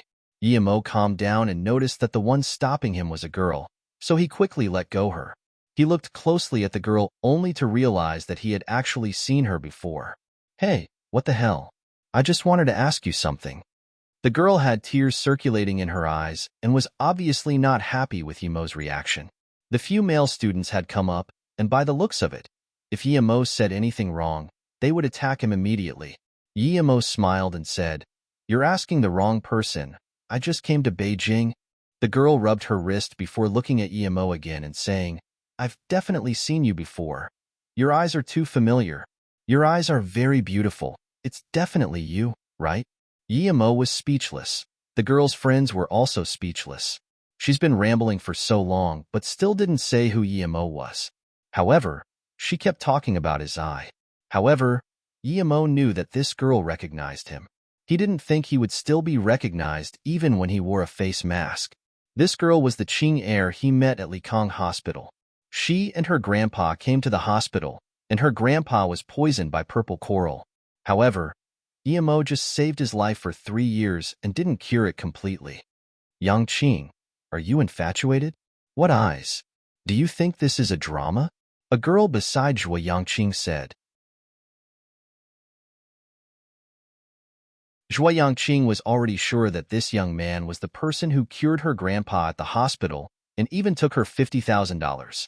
It has been a year, and according to what Emo said, her grandpa only had 3 years to live. She dreamed day and night to see Emo again. She had been to Ninghai and Likong countless times. She even got to know everyone who worked there, but still couldn't find Emo. It was because before, Emo had a face mask, so his eyes were set in more and more in Zhuo Yangqing's head. She would even dream of that bright pair of eyes. She was confident that as soon as he saw those eyes, she would be able to recognize him. And she really did see him today. Zhuo Yangqing was clueless in her speech and grabbed Emo's sleeve. She was afraid Emo would suddenly disappear again. She desperately asked, "Tell me, are you the doctor who helped me grandpa at Likong Hospital?" Emo nodded helplessly and said, "Yes, I believe you grandpa is fine, right?" Emo was quite confident in his medical skills. He did not believe that something happened to the girl's grandpa in less than 3 years. No, my grandpa is fine. I've been looking for you at Ninghai countless times, and I actually found you. I'm so happy, so happy. Zhuo Yangqing's expression was getting chaotic. In her heart, if she found Emo, then it meant her grandpa would be saved. Then can you let go first? Emo looked speechlessly at Zhuo Yangqing. Oh, okay. Zhuo Yangqing still nervously stared at Emo after letting go. She was scared that Emo would disappear as soon as she didn't pay attention. Yangqing, do you still want me to go to live with you at your third uncle's house? If not, I'm going back to school with Wang Fei and them. A short girl reminded Zhuo Yangqing. Zhuo Yangqing had calmed down now and quickly said, "No need, thank you, Fong. I have things to do now." "Okay, let's go." Those youth looked at Emo a few times and bid Yangqing farewell. Emo knew this girl wanted him to go cure her grandpa's disease, and he was third stage qi gathering now, so it was very easy to cure her grandpa. "Hello, doctor. I'm Zhuo Yangqing. You should know why I wanted to find you so desperately. After you treated my grandpa last time, my grandpa had been well and is still very healthy. My whole family is looking for you, but we couldn't find you. Now that I met you, this is really luck amongst luck." Although Zhuo Yangqing had calmed down, she was still excited. Emo estimated that it was 6 to 7 p.m. now, and he didn't have any medical equipment. He originally planned to go buy it after getting the money from Li Hu, but he couldn't reach him. Seeing Emo didn't talk, Zhuo Yangqing worriedly said, "Doctor, this time, my aunties are all at home, so you can have as much money as you want, as long as you cure my grandpa." In Zhuo Yangqing's eyes, Emo was a doctor who only looked at money. In other words, he had no medical ethics. He would cure as long as there was money. Emo smiled and didn't argue. Before, he asked for money so vigorously because he really had nothing on him, and he needed money desperately for cultivation. Now, he wasn't so worried, but it was natural to be paid for treating diseases. If he was going to help the girl's grandpa, of course he would charge money. "Okay, give me your number. After I'm done with my errands tomorrow, I'll call you. I'm busy today." Emo had decided to go visit Yi Zifeng. After all, when he was at school, Wang Ying gave him quite a lot of help. Not that he thought about it, Wang Ying probably helped him due to Yi Zifeng. Indeed, the only person who didn't hate him in the Yi family was Yi Zifeng. What if you disappear again? Then I would regret it my whole life. "I don't know what your name is," Zhuo Yangqing subconsciously said. Emo frowned / "I'm busy now. Are you going to follow me?" Zhuo Yangqing fearfully looked at Emo. She was scared that Emo was just going to leave, and she would never find him again. Seeing that Emo was about to turn and leave, she quickly said once again, "Didn't you say you just got to Beijing? I'm familiar with the place, so I can take you wherever you want to go." Then, Zhuo Yangqing seemed to feel this was a good idea and said, "Yes, I'll be your guide." Emo thought that he indeed wasn't familiar with Beijing and didn't even know where the Yi family was. Zhuo Yangqing's suggestion was good. Thinking about this, Emo nodded and said, "Okay, do you know how to get to the Yi family? I'm looking for Yi Zifeng. If you don't know it, then don't worry. Yi Zifeng, I've heard of him, but I only know where his sister is. Zhui Yangqing immediately said. Yi Zifeng's sister. Wasn't she Yi Ling? She was his sister too. Although her attitude to him was bad, but Wang Ying helped him due to her. If he could find Yi Ling, he could be able to see Yi Zifeng. Although Yi Mo didn't know the exact reason he was kicked out of the Yi family, if he could be framed, so could Yi Zifeng. If Yi Zifeng needed his help, he could bring him to Luotsong and learn medicine with him. You know Yi Ling? Yi Mo casually asked. Zhui Yangqing immediately said, you know her name, so that means you really know her. Yi Ling is the school queen of our uni. Of course I know her. She didn't say she was one of the school queens and was ranked higher. Yi Mo nodded. Okay, then take me to your uni and find Yi Ling. Yi Mo thought that if could find Yi Ling, he could find Yi Zifeng. Zhui Yangqing didn't mind and said, okay, let's go. I'll take you to her. By the way, I don't know your name yet. I'm Yi Mo. After Yi Mo said that, he realized Zhui Yangqing stared at him for a long time, and then she looked at Yi Mo's underpart. Yi Mo couldn't help but touch his nose and feel speechless. Zhui Yangqing's cute and innocent impression in his mind was lost. The girls nowadays were really bold. Obviously, Zhui Yangqing also heard of Yi Mo's name and knew he was impotent, but probably no one knew that ever since Yi Mo came back from the desert, he was no longer impotent. His meridian was cleared as soon as he reached stage 3. Now, he was strong as ever. Zhui Yangqing seemed to notice her impoliteness and quickly looked up with a blushed face.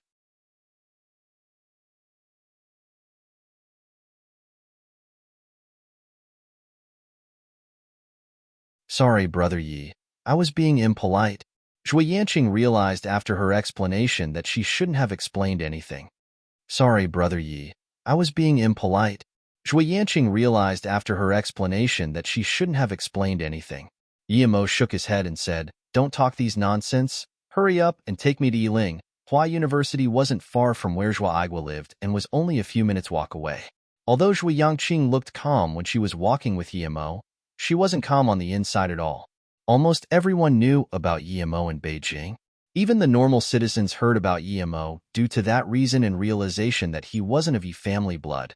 He was kicked out of the Yi family and was the laughingstock of the people for a while. Even Zhui Yangqing and her roommates would often talk about it. Although she didn't say it, her dorm mates often talked about it. Every time she heard about it, she wanted to laugh. But she realized that the person she wanted to find was Yi Mo and almost couldn't believe herself. At this moment, she almost thought she was looking for the wrong person and subconsciously looked at Yi Mo's crotch.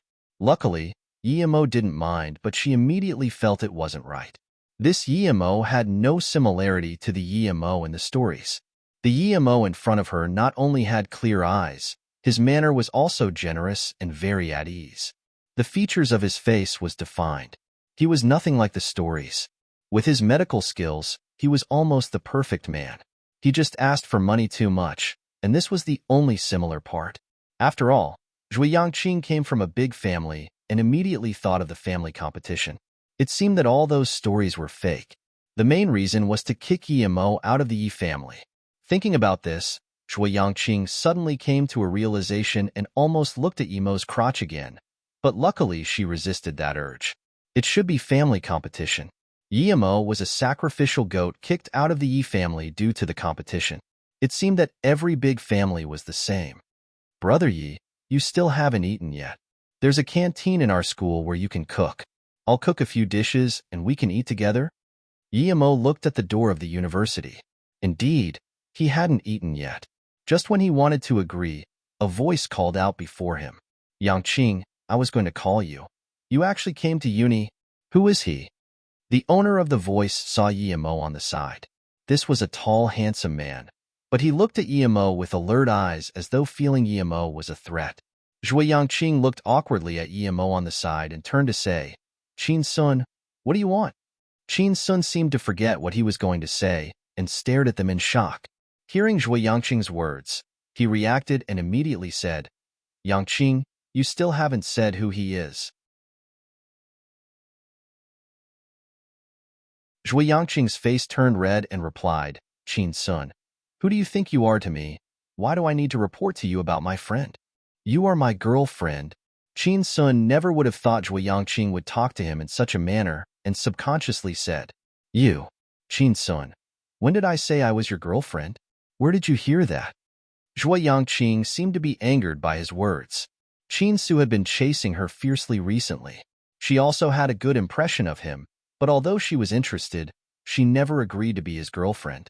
Although she knew that if this continued, then perhaps one day, she would be his girlfriend. But now that he said it, she was very angry. Qin Sun seemed to not expect Zhuo Yangqing would say this. Although they haven't had any solid development, she would rarely reject when he asked her out for food or a walk. Now, she brought a guy into the school and talked to her in this tone.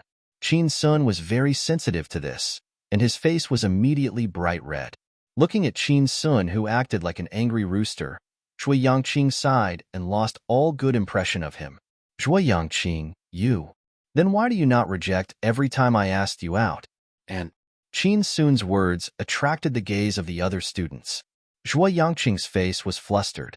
She didn't think Qin Sun was someone so impetuous. Looking at how more and more people were spectating, Zhuo Yangqing said apologetically to Yi Mo, Brother Yi, wait for me a bit. I'll deal with this issue. She didn't wait for Yi Mo's reply and said to Qin Sun, come with me. Yi Mo smiled. He found that most of the students spent their time on this. He thought about himself. He was about the same age as him, but he didn't even have enough time for cultivation. Perhaps different pursuit led to a different view on life. He didn't have the same pursuit as them. He thought about his pursuit and thought that perhaps he was the only one who had this pursuit in this world. At this instance, Yi Mo felt loneliness.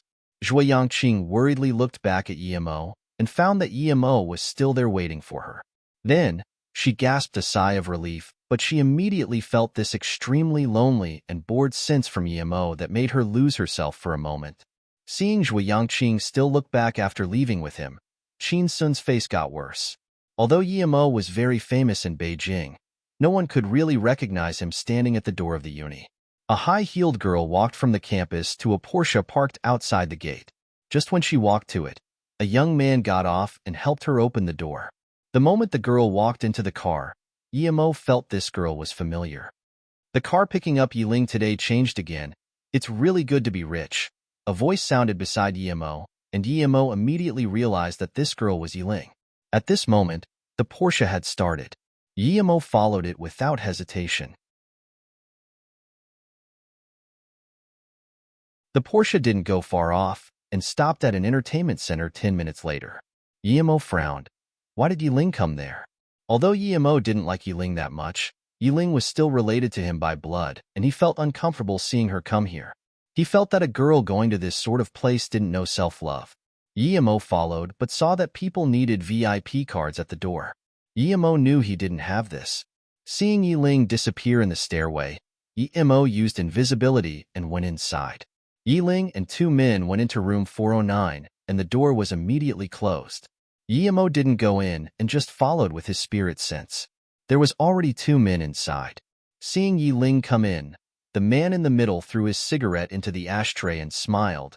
Ms. Yi is really gorgeous. Yi Ling sat down and looked at the man who spoke. She spoke after a while. Speak. What do you want this time? The man lit up another cigarette and said slowly, First, stay with me one night. And of course, you also need to stay with Brother Chung one night. Second, there's a jade necklace in your house, I want. Before the man finished talking, Yi Ling stood up and said, Keep dreaming, and she turned to leave. The man didn't stop her seeing her get up to leave and just said, You know that the Yi family hopes your two brothers to die. Do you think there's a point going back to tell your family? I, Gu Luo, am credible in my business. I'll tell you that if it wasn't for me, then that Yi Mo would have been killed ages ago. If you don't agree to my conditions, then that Yi Zifeng will be killed too. Oh, perhaps not killed, but that consequence, I believe you would understand. T, even if I die, I won't agree to your conditions. Yi Ling's face was looked bad. Clap clap, okay, not bad. I love a little chili like you. Yi Mo, that bastard, killed people from the Song family. So I'll make his little sister pay under my crotch, haha. Young Master Chung, you're here?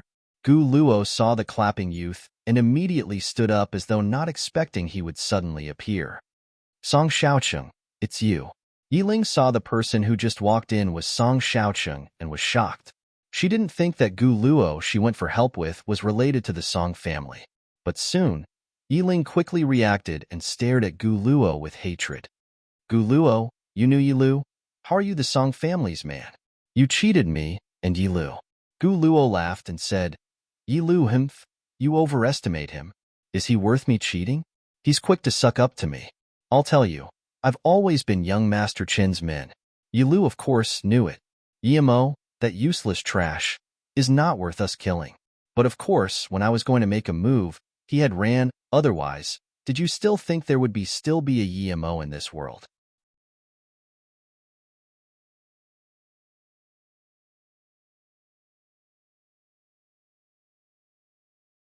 You took so much of my money and made me do so much for you guys. How dare you lie to me? Gu Luo, you animal. Yiling's face was pale with anger. At this moment, she realized how immature she was. She originally wanted to save the lives of her two brothers in secret, but didn't expect things to progress like this. You took so much of my money and made me do so much for you guys. How dare you lie to me? Gu Luo, you animal. Yiling's face was pale with anger. At this moment, she realized how immature she was. She originally wanted to save the lives of her two brothers in secret, but didn't expect things to progress like this. Moreover, she pretended her relationship with her two brothers were very bad, even to the degree of not talking to them. She was scared that her big uncle and fourth uncle would discover that she sided towards her two brothers, disabling her from entering the Yi family house anymore. If she couldn't, then the three brothers and sisters would completely become irrelevant people and disappear in the Yi family. She never even dared to bring up about Yimo in front of her grandpa, or even help him say anything because she understood that although her grandpa liked her, it was because he liked her father. But grandpa hated the most when women talked about familial matters. That time, her second mom was forced to go do business in a faraway place by her grandpa because she was involved in her second uncle's matters. She even had to change her surname to the surname of her grandma. Ever since that, no woman in the Yi family dared to talk about family matters. Even if they didn't dare to let grandpa know. In fact, she didn't know that under the permission of her grandpa, her brother Yi Zifeng could participate in the family meetings. Gu Luo was introduced to her by Yilu. Yilu was a part of the Yi family, and Yiling thought he wouldn't harm her. But she didn't expect that Yilu not only harmed her, but also dared to harm the Yi family. She didn't know why Yilu would do this. Was he not scared of the family law? Thinking about the family law, Yiling shivered. She was clear that the thing she did was no lighter than what Yilu did, perhaps even worse. Just her stealing the feng shui dragon ball would cause her to descend to hell if her grandpa knew. Yilu must be the same as her. He had things that Song Xiaoqin could blackmail him with. However, she was willing. She didn't know if Yilu was the same. Yeah, you collected so much things about the Yi family and told me. You even stole 2 of the feng shui dragon balls and gave it to me. The Song family really should thank you. However, that old man really trusts you. Even Yilu couldn't enter the main house, but you can go in, Song Xiaoqin sarcastically said. Looking at Yiling's pale face, Song Xiaoqin slowly said, if you can bring me the Jade Buddha between the feng shui dragon ball and stay with me one night, then I'll pretend nothing happened and won't harm a finger of Yi Zifeng. If you disagree, then we have so many brothers here. I don't think you can take it all by yourself, hee. Of course, even if you serve us, you stealing the feng shui dragon ball would still accidentally reach Yi Beirong's ear. Yiling was shaking with anger. She only knew how stupid she was now. The more worried she was, the more clueless she was. She paid a big price for Gu Luo to secretly protect Yimo and Yi Zifeng, and even search news of Song family trying to deal with Yimo. Now, it seemed all like a big joke. It would be fortunate if they didn't harm them, much less protect them. After experiencing these things, Yiling understood a lot, but she knew she understood too late. Let me go and I'll steal the Jade Buddha. Yiling recovered her composure. Although her body was still shaking, at least she calmed down on the surface. Ha ha ha. Song Xiaoqin hysterically laughed. Do you think I have the same IQ as you? Of course I'll let you go, but we need to do our business first and get the recordings done. I believe you can leave then. But don't worry, we won't touch that EMO. We'll only touch that Yizifeng.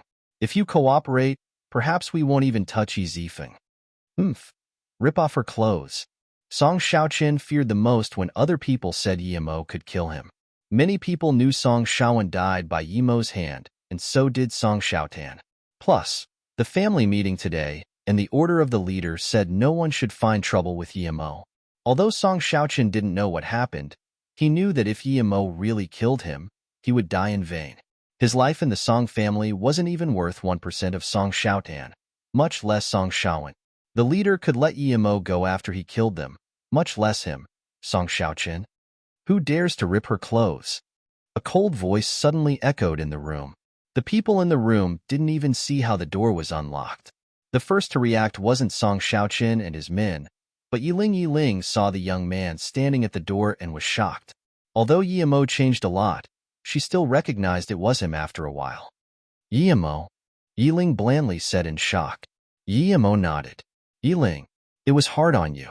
You're right, if I can kill Song Xiaowen, I can also kill Song Xiaoqin. Oh, you probably don't know that I also killed Song Xiaotan. You really are Yimo? In Yiling's impression, Yimo was a useless rich second generation and was extremely pretentious. The reason she could treat Yimo the same as Yizifeng was because her father's words before he died. She still remembered them till now. Ling Er, Yimo is not welcomed, and he doesn't like studying himself. You and Zifeng need to look out for him. Don't let him be bullied. I'm guilty to him and his mother. Don't let me die in unrest. Yiling remembered she cried as she agreed to her father's words. Then, her father slowly closed his eyes. But because of this Yimo, she suffered a lot. After his father died, he extravagantly spent money. It was all the money she saved up in hardship for him. The reason he could still stay in Ninghai University was because of the countless people she begged. Even when he was kicked out of the Yi family, Yiling's big uncle was still going to attack him. As such, she intentionally got close with her big uncle's side while intentionally distancing Yimo and Yizifeng. Yimo wasn't close with her to begin with, but she intentionally distanced herself with Yizifeng.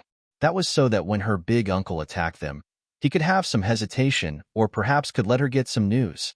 Not only this, she also sucked up to Yilu and knew the underground gangster Gu Luo through him.